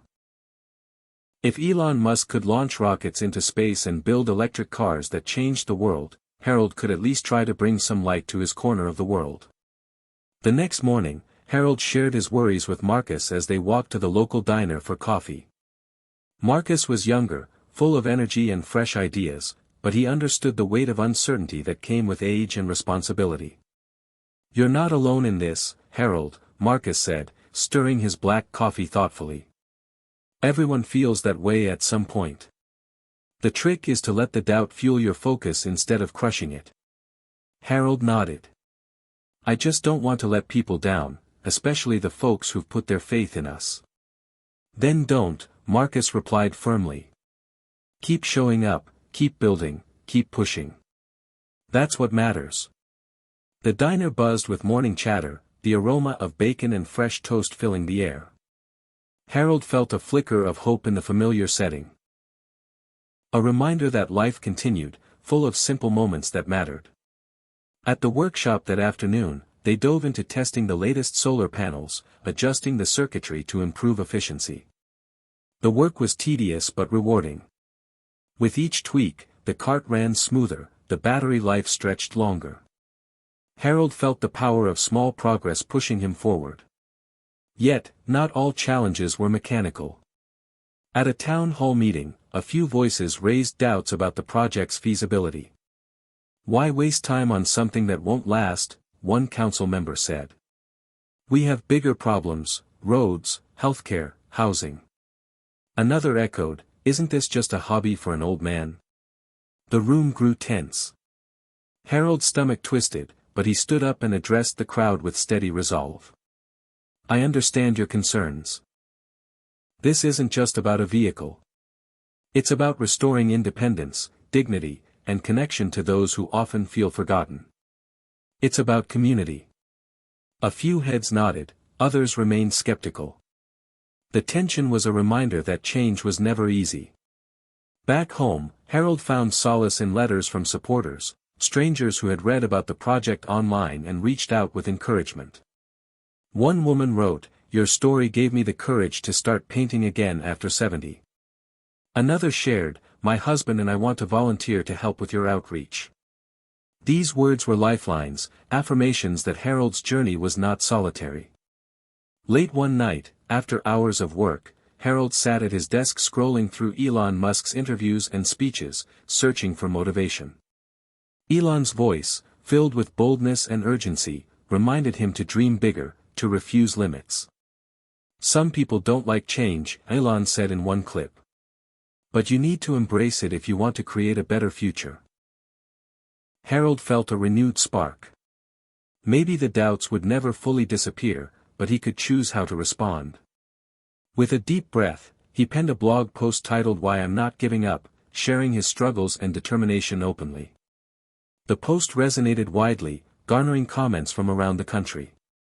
People shared their own fears and hopes, creating a ripple of solidarity. Harold realized that vulnerability was a strength, a bridge that connected him to others facing their own battles. Weeks later, Marcus brought surprising news. A local business had offered to sponsor part of the project, donating materials and space to build a small workshop for assembling the solar carts. "This is more than support," Marcus said. "It's belief." The community was beginning to rally. With every obstacle, Harold found himself growing stronger, not despite his age, but because of it. He embraced the wisdom that came from years of setbacks and survival, using it to guide decisions with patience and clarity. One evening, as the sun dipped below the horizon, casting warm hues over the town, Harold sat on the porch with Mary. They watched the sky shift colors, the world slowly quieting around them. Mary took his hand gently. "You've come so far," she said softly. "And you're just getting started." Harold squeezed her hand, feeling a surge of gratitude and resolve. "I'm learning that doubt is part of the journey. But so is faith, in ourselves, and in what's possible." The stars began to blink awake overhead, each one a reminder that even in darkness, there was light. Harold closed his eyes and smiled, ready to face whatever came next.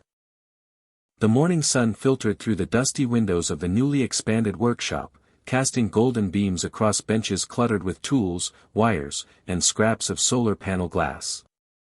Harold stood at the center, surrounded by a small but growing team of volunteers, young engineers, retirees like himself, and curious neighbors drawn by the project's growing momentum. The air buzzed with energy, the kind of electric excitement that comes when a dream inches closer to reality. After months of trial and error, tweaking circuits and testing solar cells, the day had finally come for the next big test. The prototype was no longer just a cart, it had evolved into a fully functional, street-legal electric vehicle powered entirely by solar energy. The community had rallied behind Harold's vision, their collective hope hanging in the balance. Marcus handed Harold the remote control for the vehicle, a sleek device he'd helped design. "Ready?" Marcus asked, eyes shining. Harold nodded, a mix of nerves and pride tightening in his chest. They moved the cart outside to the sunlit driveway. As Harold pressed the power button, the vehicle hummed softly to life, the solar panels glistening like armor.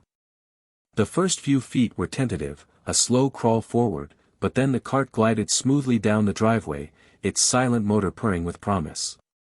Cheers erupted from the crowd gathered nearby. This was more than a test run, it was a statement. The small town had witnessed countless projects start and fail, but this one was different. It was fueled by decades of experience and a relentless refusal to accept limitations. Harold guided the vehicle down the quiet street, the sunlight absorbed and converted into clean, sustainable power.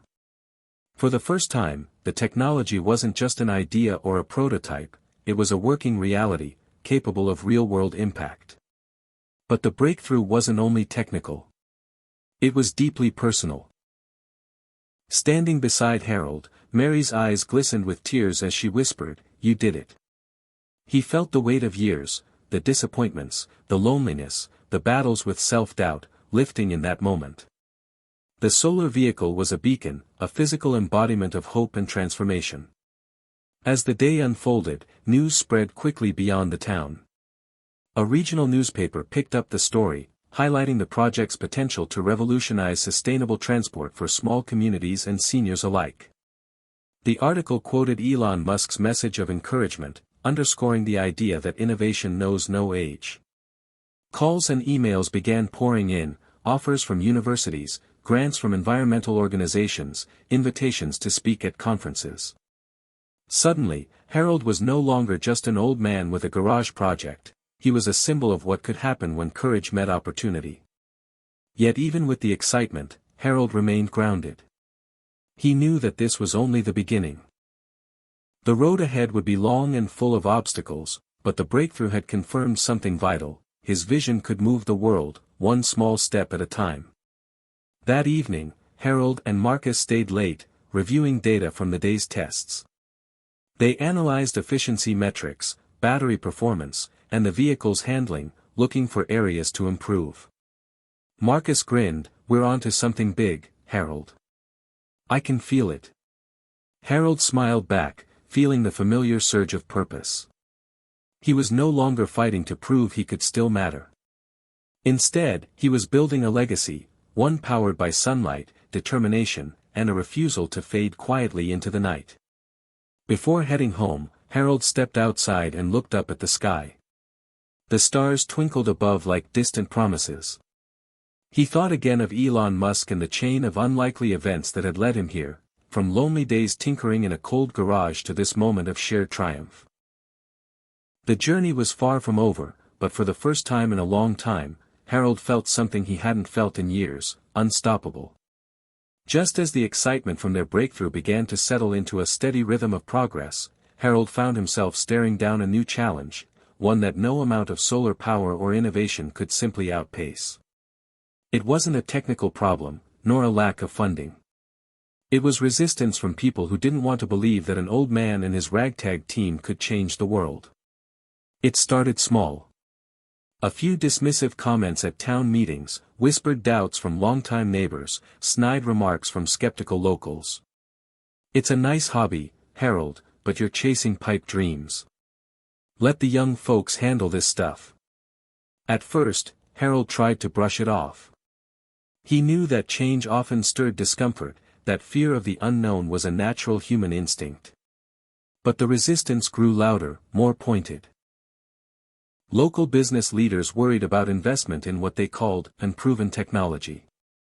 Some community members questioned why so much attention was focused on one project when the town faced other pressing needs. Even some family members expressed concern. His daughter, Sarah, called one afternoon, her voice edged with worry. "Dad, I'm proud of you, really. But you're pushing too hard. You need to think about your health." "I appreciate that, Sarah," Harold said gently. "But this work is what keeps me going. It's not about age. It's about purpose." Still, the concern lingered, like a shadow over his progress. The resistance wasn't just external. Inside, Harold wrestled with his own fears. What if the critics were right? What if he was wasting time? One rainy evening, after a tough town hall meeting where a proposal to fund further development was voted down, Harold sat alone in his workshop, the soft drip of rain against the windows echoing the heaviness in his chest. He stared at the solar cart, parked silently in the corner, a symbol of both hope and burden. He thought of Elon Musk's words, the relentless drive to challenge norms, the refusal to accept limits. But how do you keep fighting when the world seems determined to hold you back? In those quiet moments, Harold allowed himself to feel the weight of the struggle, the ache of being underestimated, the sting of rejection. But then he remembered something else, the countless stories he had read from others who refused to give up, stories of people who transformed doubt into fuel, resistance into momentum. He pulled out his journal and wrote, "I may be old, but I am not finished. Not by a long shot." The next day, Harold decided to face the resistance head-on. He organized an open forum in the town's community center, inviting everyone, supporters and skeptics alike, to come together and discuss the project's potential and challenges. The hall filled slowly, faces etched with curiosity, skepticism, hope. Harold stood at the front, his voice steady as he shared the journey so far, the setbacks, the breakthroughs, the vision for a sustainable future where age was no barrier to contribution. "This isn't just about technology," he said. "It's about showing what's possible when we refuse to be sidelined by fear or doubt. It's about community, resilience, and hope." As questions came from the crowd, some tough, some supportive, Harold answered with honesty and humility. He acknowledged the risks, the uncertainties, but emphasized the collective power of innovation and collaboration. By the end of the forum, the mood had shifted. While not everyone was convinced, many left with a new understanding, a glimpse of the potential beyond the doubts. News of the forum spread, and soon a small group of new volunteers emerged, ready to roll up their sleeves and help. Among them was Linda, a retired schoolteacher with a passion for sustainability, who offered to help with outreach programs. Harold felt the tide turning. But the resistance wasn't finished. A local newspaper published an editorial questioning the project's priorities, calling it a vanity endeavor unlikely to deliver tangible benefits. The headline stung, "Old Dreams, New Worries." Harold read it quietly, the words pressing hard against his resolve. But instead of retreating, he used it as a catalyst. He wrote a heartfelt response, published in the next edition, titled "Why I Believe in Second Chances." In it, he shared his story. The lost years, the rediscovery of purpose, the belief that no one is too old to contribute meaningfully. The letter resonated with readers, sparking conversations across social media and beyond. Slowly but surely, the narrative began to shift. Supporters shared their own stories of late-life reinvention, creating a chorus of voices united by hope and defiance. Through it all, Harold leaned on his small circle, Mary's unwavering support, Marcus's boundless enthusiasm, Danny's professional guidance. Together, they formed a shield against the negativity. One afternoon, during a quiet moment in the workshop, Mary found Harold staring out the window. Feeling the weight again, she asked gently. Harold nodded. "It's hard. Sometimes I wonder if it's worth it." Mary took his hand. "It is worth it. Because you're showing everyone that life doesn't end when you hit a certain age. You're proof that the best chapters can come later." Her words grounded him, reminding him why he started. Harold knew the fight wasn't just about a solar cart or a community project. It was about breaking barriers, the ones society builds around aging, around limitations, around fear. In that struggle, he was no longer alone. He was part of something bigger, a movement redefining what it means to grow older. As spring turned to summer, the resistance softened, replaced by cautious optimism. The project gained traction, partnerships formed with local businesses and environmental groups. Harold's message echoed louder: age was not an obstacle but an asset. One evening, as he reviewed plans for the next iteration of the solar vehicle, a notification popped up on his phone, an invitation to speak at a regional innovation summit. The organizers had seen his story and wanted him to share his journey with a wider audience. The invitation was a victory, a sign that his persistence was breaking through old barriers. Harold looked out at the stars, feeling the weight of resistance lift just enough to see a path forward. He was ready to keep fighting, ready to keep dreaming. Because he knew now, more than ever, that the power to change didn't fade with age, it only grew stronger. Harold's phone buzzed softly on the kitchen counter, the screen lighting up with an email notification just as he was finishing his morning coffee. He wiped his hands on his worn flannel shirt, the words on the screen catching his attention instantly: invitation to speak at the upcoming Regional Innovation Summit. For a moment, he just stared. Speaking? At a summit? The thought both exhilarated and terrified him. Public speaking had never been his strong suit, especially not in front of crowds filled with engineers, entrepreneurs, and leaders far younger than him. But it was also an opportunity, a chance to share his story, to show others what was possible when you refused to give up, no matter your age. Mary appeared beside him, peering over his shoulder. "That's amazing, Harold. You've come so far." He nodded slowly, heart pounding with a mix of excitement and doubt. I don't know if I'm ready for this. You don't have to be perfect, Mary said with a smile. You just have to be you. Over the next few days, Harold threw himself into preparation. He reread his journal entries, collected photos of the solar cart's progress, and watched Elon Musk's interviews for inspiration, particularly moments when Elon spoke about perseverance, innovation, and facing fear head-on. He practiced in front of the mirror, stumbling at first but gradually finding a rhythm. His voice grew steadier with each try. The support from Marcus and Danny was unwavering. Remember, Harold, Danny said firmly during one practice session, your story is your power. Speak from the heart. People will listen. Marcus chimed in, you're not just talking about a project, you're talking about hope, about breaking barriers. As the summit day approached, Harold's nerves mounted. He found himself waking early, rehearsing his speech, pacing the workshop floor. The night before, he barely slept, haunted by memories of past failures and fears of public failure. But beneath the anxiety lay a deep resolve. This was more than a speech. It was a declaration that age would not silence his voice. The morning of the summit dawned clear and bright. Harold dressed carefully in his best shirt and jacket, clothes that had seen better days but carried the weight of his journey. Mary drove him to the conference center, their quiet ride filled with shared encouragement and silent prayers. Upon arrival, Harold was greeted by a bustling crowd of innovators, journalists, and industry experts. The energy was electric but intimidating. As he waited backstage, he watched others speak with confident ease, young inventors unveiling gadgets, entrepreneurs pitching startups, experts debating future trends. When his name was called, his heart leapt into his throat. Walking onto the stage, he saw the sea of faces turn toward him, their expressions a blend of curiosity and skepticism. He gripped the podium, took a deep breath, and began. Good morning. My name is Harold, and I'm here to share a story about transformation, mine, and hopefully ours. He spoke of his life before the project, the lost dreams, the quiet loneliness, the feeling of being invisible.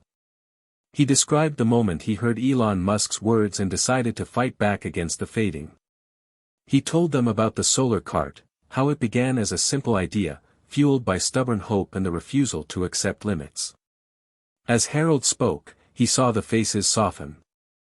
Listeners leaned in, eyes brightening. He shared the setbacks, the doubts, the resistance, and the breakthroughs that followed. He spoke not as a tech genius but as a man reclaiming his purpose, proving that it's never too late to make a difference. When he finished, the room erupted into applause. Harold felt a rush of relief and pride unlike anything he had known in years. Several attendees approached him afterward, eager to learn more, to offer support, and to connect. A young engineer named Jenna asked, "How did you keep going when so many people doubted you?" Harold smiled. "I focused on what mattered, on hope, on community, on the belief that we can change our stories at any age." The summit sparked new opportunities. Harold was invited to collaborate with a university's sustainability program, connecting with students eager to help refine the solar cart's design. Local businesses offered sponsorships, and a documentary filmmaker expressed interest in telling Harold's story. Back home, the town greeted Harold with newfound respect. Skeptics became supporters, neighbors offered their hands and hearts, and the community rallied behind the vision. At the workshop, Harold found renewed energy. The project evolved with fresh ideas, new volunteers, and a clear sense of purpose. One evening, as he and Mary walked along the quiet streets bathed in twilight, she said softly, "You've become a beacon, Harold. Not just for this town, but for anyone who's ever felt too old to matter." Harold looked up at the stars, feeling their distant light guide him forward. "Maybe age isn't a limit," he said, "but a reminder that every moment counts."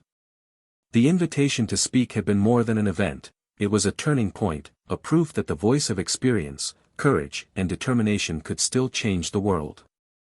And Harold was ready for whatever came next.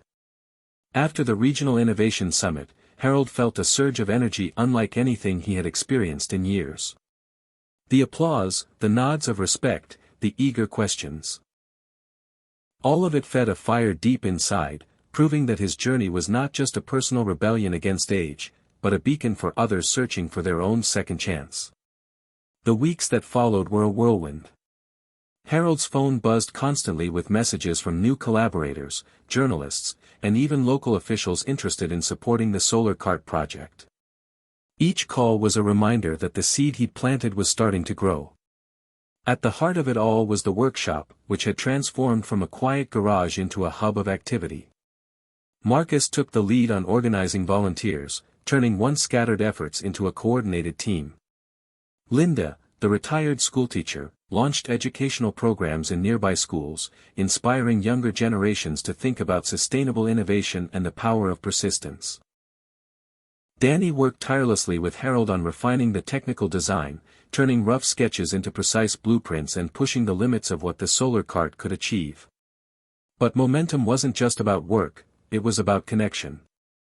Harold found himself speaking regularly at local events, community centers, and even churches, sharing his story and encouraging others to embrace change.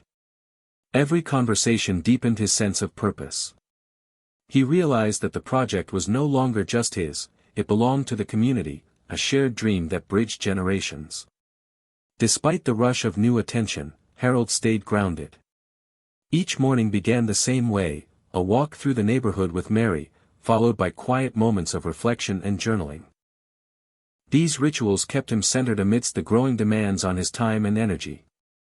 One afternoon, as Harold and Marcus prepared for another test run of the improved solar vehicle, Marcus said, "You know, Harold, this feels like the start of something much bigger." Harold smiled, watching the new panels catch the sunlight with renewed efficiency. "It is. And it's proof that age doesn't stop progress, it powers it." The improvements to the vehicle were significant. The new design was lighter, faster, and more efficient, capable of longer trips without recharging. Harold dreamed of expanding the project beyond their town, imagining solar-powered carts bringing clean, affordable transportation to rural communities nationwide. Yet with growth came new challenges.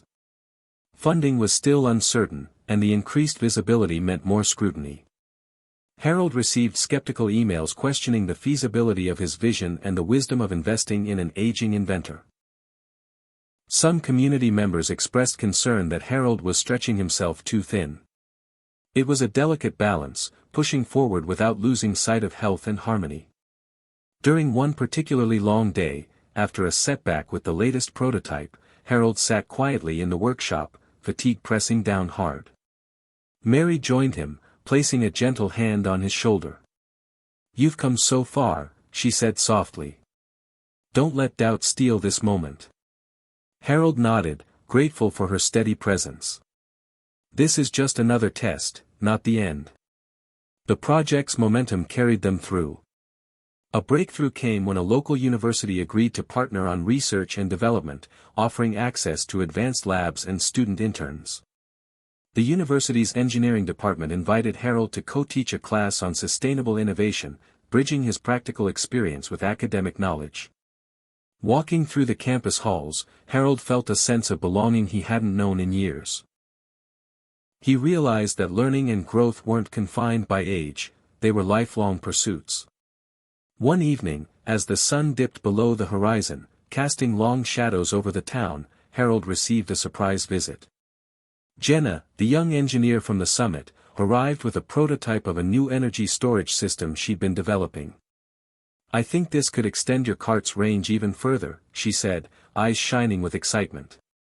Harold examined the device, impressed by her ingenuity and passion. Their collaboration sparked fresh ideas, pushing the project in unexpected directions. Over time, Harold mentored Jenna and several other young innovators, forming a multi-generational team united by a shared vision. The once solitary inventor had become a leader, a symbol of what was possible when courage met collaboration. But perhaps the most meaningful sign of momentum was the changing attitudes in the community. Where once there had been skepticism and quiet dismissal, now there was pride and support.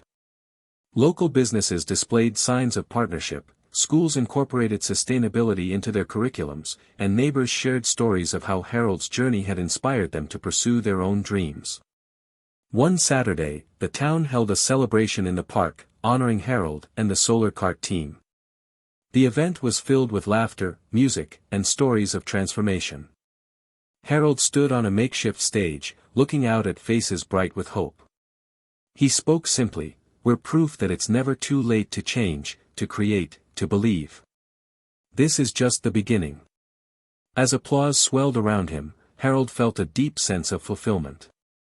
The momentum was real, not just for the project but for the community and himself. It was a movement powered by determination, connection, and the refusal to be defined by age.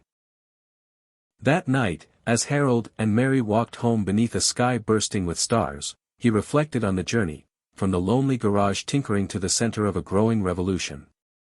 The road ahead was still long and uncertain, but he was no longer afraid. Because momentum, once built, carried a force that could overcome even the hardest obstacles. And Harold knew he was exactly where he was meant to be. As the summer days grew longer, Harold's world became a complex dance between hope and uncertainty. The project was gaining momentum, the community was rallying behind him, and opportunities seemed endless. Yet beneath the surface, a quiet struggle simmered, the persistent doubts that clawed at his confidence, whispering fears he wasn't quite ready to face. Some mornings, Harold woke with a heavy weight pressing on his chest, a gnawing question echoing louder than the birds outside his window: is this really worth it? Am I just chasing a dream that's too big, too late? Those doubts didn't disappear even after the applause and accolades. They lurked in moments of silence, in the slow progress of prototypes, in the occasional harsh critique from voices both near and far. One afternoon, after a meeting with potential investors that ended in polite but firm rejection, Harold sat alone in the workshop, the hum of machines and the scent of sawdust mingling with the sting of disappointment. Marcus found him there, rubbing his tired eyes. "It's hard, isn't it?" Marcus said softly. "They see the risks more than the vision." Harold nodded. "Sometimes I wonder if I'm fooling myself, holding on to something that might never take flight." Marcus placed a hand on his shoulder. "You're not alone. Every inventor faces this. The difference is, you keep going." That evening, Harold turned to his journal, writing long into the night. He poured out his fears, his frustrations, his aching desire to prove that age was no barrier to innovation. As the ink dried on the page, a renewed determination took root. The next day, inspired by Elon Musk's resilience in the face of repeated failures, Harold decided to tackle the project's biggest technical hurdle, the energy storage system. The existing batteries were bulky and inefficient, limiting the cart's range and speed. If they could find a better solution, the project could leap forward. Jenna, the young engineer, offered her expertise and a prototype she had been developing. Together, they delved into experiments, long hours blending Harold's practical wisdom with Jenna's technical savvy. The workshop buzzed with energy, tools clattering, ideas flowing. Slowly, the breakthrough came into focus: a lightweight, durable battery pack that could store significantly more energy without adding weight. The moment they tested it and saw the cart run longer and faster, Harold's heart soared. It was a small victory, but monumental in its promise. Word of the breakthrough spread quickly, reigniting excitement among supporters and opening doors to new funding possibilities. Yet even as progress accelerated, Harold remained vigilant against complacency. He knew that every step forward came with new challenges.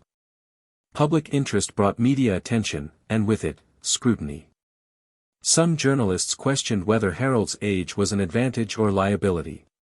Social media debates ignited over the project's feasibility.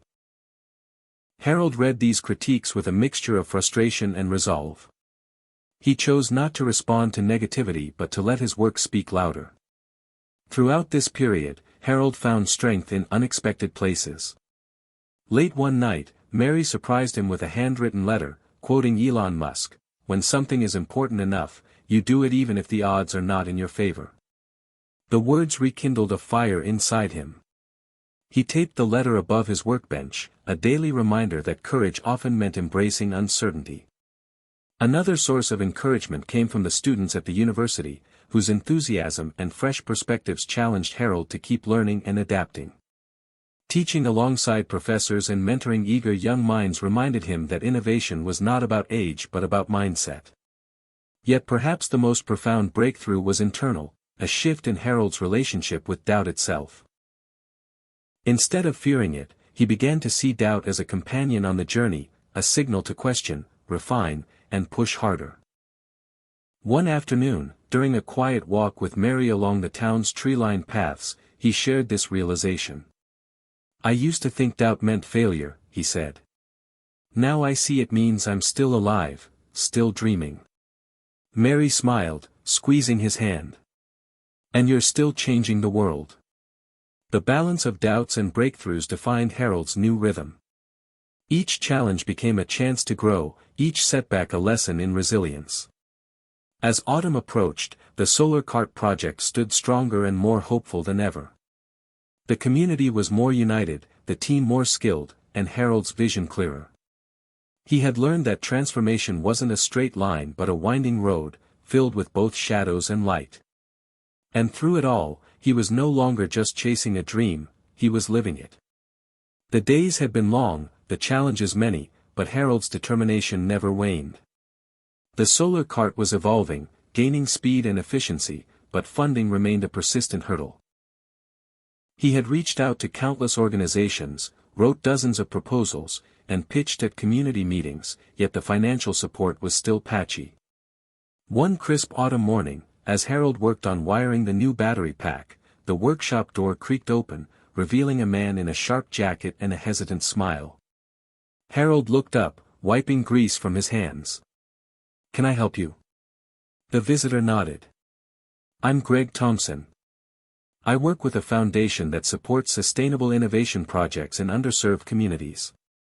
Harold studied the man for a moment, polished, confident, but not overly so. Something about his presence felt genuine. "I've heard about your solar cart," Greg said, stepping inside. "Your story's inspiring. We want to help." Harold's heart raced. After so many dead ends, this could be the break they needed.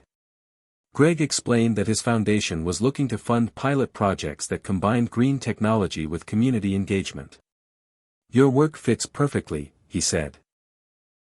"But we have some requirements, metrics, reports, a plan to scale." Harold nodded. He had been preparing for this. "We're ready to take it to the next level." Over the next weeks, Greg became a regular at the workshop. His business acumen complemented Harold's hands-on ingenuity. Together, they crafted a detailed proposal, outlining goals, timelines, and community impact. Greg introduced Harold to contacts at regional energy companies, universities, and local government. Each meeting opened doors, expanding the project's reach. The partnership brought new energy but also new pressure.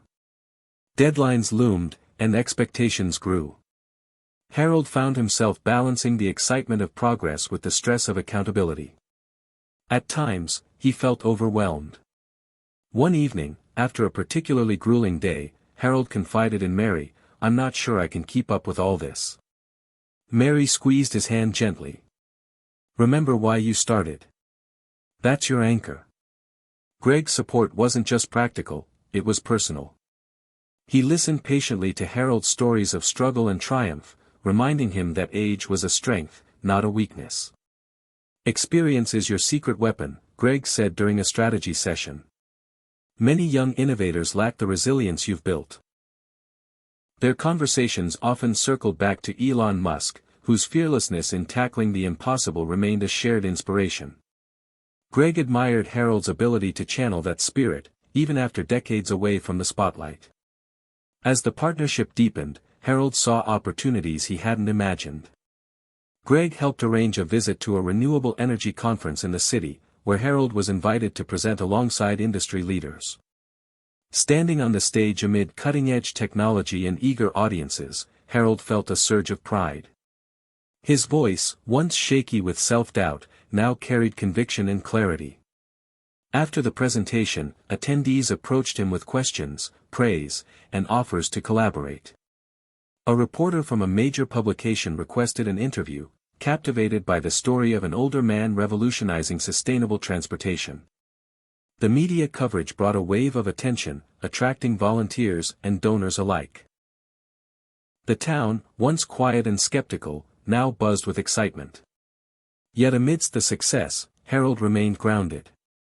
He continued daily walks with Mary, journal entries filled with reflection, and long evenings in the workshop, where hands-on work reminded him of his roots.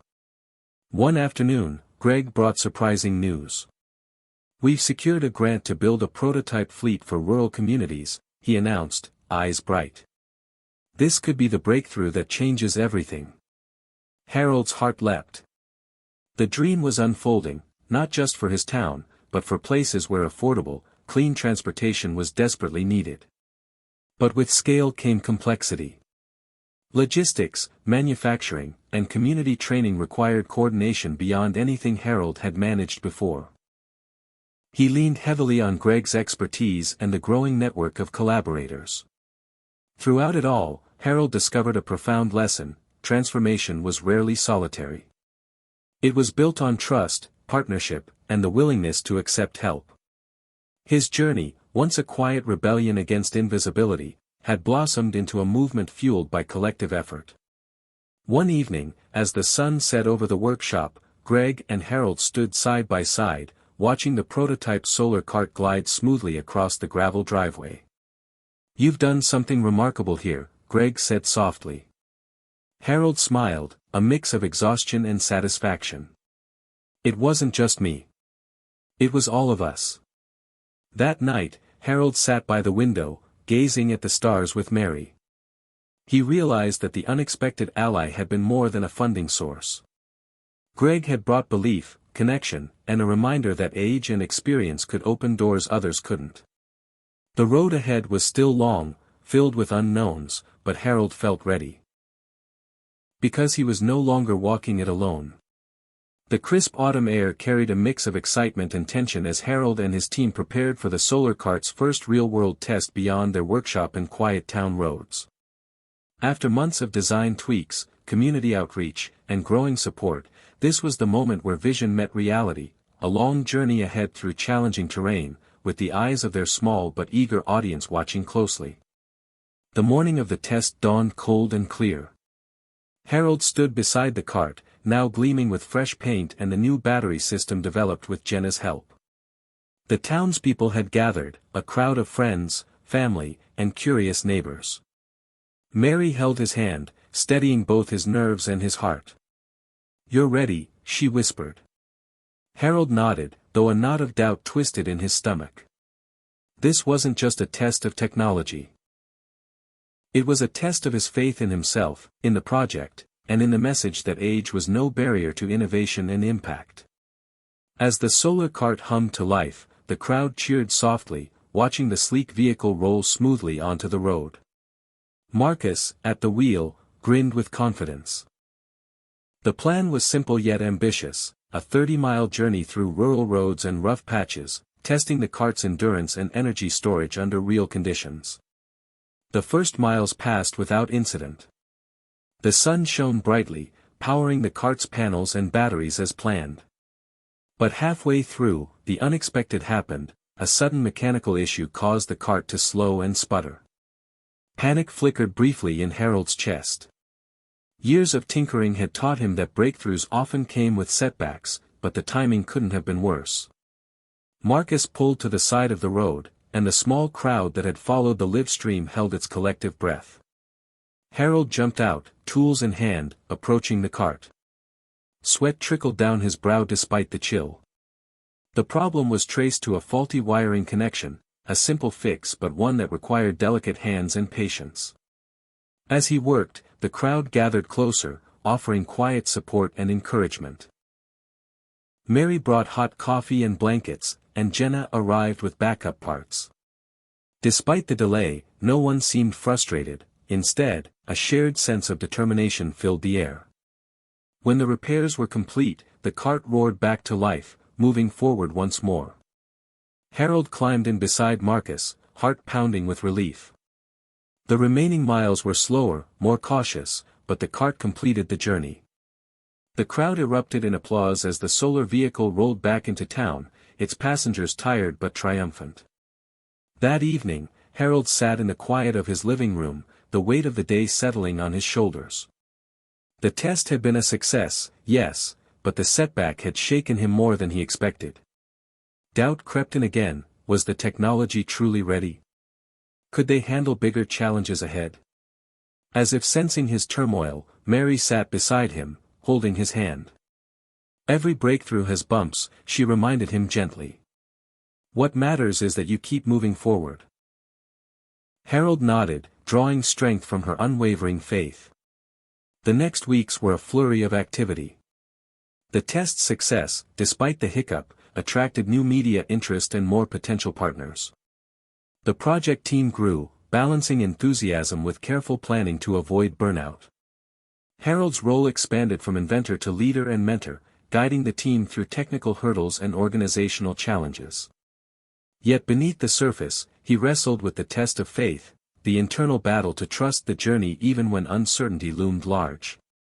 One night, unable to sleep, Harold revisited Elon Musk's early struggles, rockets that failed, companies on the brink of collapse, public doubt and ridicule. Elon's refusal to quit, his relentless pursuit despite overwhelming odds, became a beacon. Harold realized that setbacks were not signs of failure but chapters in the story of perseverance. This clarity transformed his approach. Instead of fearing obstacles, he embraced them as opportunities to learn and grow. At a town meeting, Harold shared this new perspective openly. "We don't have all the answers," he said, voice steady, "but our faith in this mission, in ourselves, is what will carry us through. We are building more than a solar cart. We're building hope, resilience, and proof that it's never too late to dream." The community responded with renewed vigor. Volunteers stepped forward, donations increased, and local businesses offered resources. The project's ripple effect grew stronger. Months later, Harold stood once again on the stage of a larger conference, this time invited to speak about not just innovation, but the mindset behind it. His story, woven with moments of doubt and breakthrough, resonated deeply. Harold ended with words that had become his mantra. "Faith is not blind belief, it's the courage to keep going when the path is unclear, to trust that every step forward shapes a new beginning." As the audience rose in applause, Harold felt a profound peace. The test of faith was ongoing, but so was the journey. And with every challenge, he was rewriting the narrative of aging, proving that purpose and passion could ignite at any stage of life. The months following the successful real-world test of the solar cart felt like the dawn of a new era for Harold and the community he had come to inspire. The project, once a humble experiment born from quiet determination and restless nights in a garage, had blossomed into a symbol of possibility, not just for clean energy, but for the power of reinvention at any age. The grant Greg had secured led to the development of a small fleet of solar carts designed to serve neighboring rural towns, places where traditional transportation was scarce and costly. Harold found himself traveling more often, coordinating launches, meeting new partners, and sharing his story with wider audiences. Each trip was a reminder that his life's second act was unfolding far beyond the boundaries of his small hometown. On one crisp morning, standing at the edge of a bustling community center in a nearby town, Harold watched as children climbed aboard one of the solar carts for its inaugural ride. Their laughter filled the air, pure and free, an echo of hope riding the gentle hum of the electric engines. Mary stood beside him, her eyes moist with quiet pride. "Look at what you've done," she said softly. Harold smiled, feeling the weight of years lift from his shoulders. "We did this." It wasn't just the technology or the project's growing scale that filled him with hope, it was the faces, the stories, the lives touched by their work. People who once felt forgotten or stuck were now looking forward, dreaming bigger. Harold's journey from isolation to community leader felt surreal at times, yet deeply fulfilling. Through it all, He never lost sight of the lessons Elon Musk's journey had taught him: relentless curiosity, fearless experimentation, and the refusal to accept limits imposed by circumstance or age. One afternoon, back home, Harold received an unexpected invitation to speak at a National Innovation Summit in Washington, D.C. The opportunity was both exhilarating and daunting. For a man who once questioned his relevance, the thought of addressing policymakers, tech leaders, and media on a grand stage was incredible. As the day approached, Harold prepared diligently, refining his message to focus not only on the technology but on the deeper meaning behind it. "It's about proving that innovation doesn't have an expiration date," he told Mary during a late-night rehearsal. "That it's never too late to start, to change, to matter." The summit was a whirlwind of events, panels, networking sessions, and keynote speeches. Harold listened attentively, absorbing the cutting-edge ideas and conversations. When his turn came, he stepped onto the stage with a calm confidence that surprised even him. Looking out at the sea of faces, Harold shared his story, from the isolation and self-doubt of his early days to the breakthrough moments fueled by faith and community. He spoke candidly about the challenges of aging in a world obsessed with youth, and how embracing curiosity and resilience transformed his life. "Age is not a cage," Harold declared. "It's a vantage point. A place to see the world differently, to bring wisdom and passion to the table." The audience responded with standing ovations and thoughtful questions. Several leaders approached him afterward, eager to explore partnerships and bring the solar cart project to more communities. Harold realized his message was resonating far beyond technology. It was a call to redefine what it meant to grow older in America. Returning home, Harold felt invigorated but aware that new challenges awaited. Scaling the project nationally meant navigating complex logistics, securing sustainable funding, and maintaining the personal touch that had made the journey meaningful. He leaned heavily on Greg and the expanding team, whose diverse talents and shared vision made the impossible feel achievable. The workshop, once a quiet sanctuary, became a vibrant hub where ideas flowed freely, and every person's contribution mattered. Harold's role as mentor deepened, blending technical guidance with encouragement to embrace boldness and never fear failure. Late one evening, as autumn gave way to winter, Harold sat by the window reflecting on how far he'd come. The journey from a quiet, forgotten man to a leader with a national platform was surreal. Yet the true reward was intangible: the renewed sense of purpose, the community built around shared dreams, and the knowledge that he was proof that change was always possible. Mary joined him, her hand finding his in the growing dusk. "What's next?" she asked gently. Harold smiled, eyes bright with anticipation. "The horizon is wide open. We're just getting started." And with that, Harold embraced the future, not as an endpoint but as a vast, new beginning. Harold sat quietly in the workshop, the soft glow of the evening sun filtering through the dusty windows and casting long shadows over the tools and blueprints scattered across the workbench. It was a space transformed by years of grit, hope, and unyielding effort, a testament to a journey that once seemed impossible. The solar carts hummed softly nearby, parked and ready for their next mission, symbols of change powered not only by sunlight but by the will of a man who refused to be defined by age or circumstance. The moment felt heavy and light at once, like standing on a mountain peak after a long climb, where the air is thin but the view endless. Mary's footsteps approached, and she slipped into the room quietly, sitting beside him without a word. Together, they watched the sunset, each lost in their own reflections.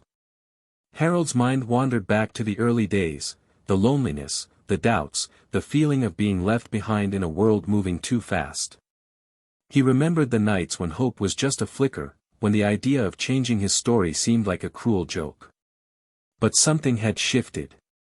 A spark, fueled by Elon Musk's audacity, by the courage to try despite the odds, by the people who believed in him, had lit a fire. That fire had carried him through setbacks, through fear and fatigue, into a life he hadn't dared to imagine. The legacy he was building wasn't just about solar carts or sustainable technology. It was about rewriting the narrative of what it means to age. About showing that purpose, passion, and impact can bloom at any time in life. Harold thought about the faces he had met along the way, the children who rode the carts with wide eyes, the young engineers who found inspiration in his determination, the neighbors who had once doubted but now cheered. Each was a thread in the tapestry of this new beginning. A knock at the door pulled Harold from his reverie. Greg stepped inside, holding a folder of new proposals and a hopeful smile. "There's been interest from a national foundation," Greg said. "They want to fund an expanded program to bring the carts to underserved urban areas." Harold's eyes lit up. The vision was growing, reaching places he hadn't even dreamed of. "This could change so many lives," he said softly. Greg nodded. "And your story, your example, it's inspiring a movement." Harold leaned back, feeling the fullness of the moment. The journey had been long, filled with struggles both internal and external. Yet here he was, at the center of something bigger than himself. Something lasting. Later that evening, Harold sat at his desk writing in his journal. His pen moved slowly, capturing thoughts shaped by years of reflection. "I was never too old," he wrote, "I was just waiting for permission to matter again." That realization felt like a quiet victory, a reclaiming of identity stolen by time and doubt. He paused, then continued, "The true legacy is not the inventions or the accolades. It's the courage to start over, to keep dreaming, and to lift others as we rise." As he closed the journal, a notification chimed on his phone, a message from a young woman who had read about his journey and was inspired to pursue her own dreams despite challenges. Harold smiled, a deep warmth spreading through him. This was the ripple effect, the echo of transformation that transcended technology. It was life. In the days that followed, Harold made plans to visit schools and community centers, to share not just the science behind the solar carts, but the story of resilience and reinvention. He knew that the most powerful legacy he could leave was hope, a spark in the hearts of those who might feel invisible or forgotten. Walking through town with Mary, Harold noticed the changes: new murals celebrating local heroes, workshops bustling with activity, and neighbors greeting him with genuine smiles. The community had been reshaped by shared purpose, united by the belief that it's never too late to build something meaningful. One afternoon, standing beneath the wide sky that stretched over his town, Harold felt a profound sense of peace. He was no longer defined by the limitations others had placed on him or by his own fears. Instead, he was a living example of transformation, proof that life's greatest chapters can be written long after the first page. As twilight settled, Harold looked up at the stars, countless points of light shining across the vast darkness. In their glow, he saw possibility, connection, and the enduring power of dreams. "This is just the beginning," he whispered. And with that, Harold stepped forward into the night, carrying a new legacy, one of courage, purpose, and the unshakable belief that it's never too late to matter. Hit subscribe and leave a comment with where you're watching from. This story might just spark a new beginning. What's one thing that always pushes you forward, even when things get tough?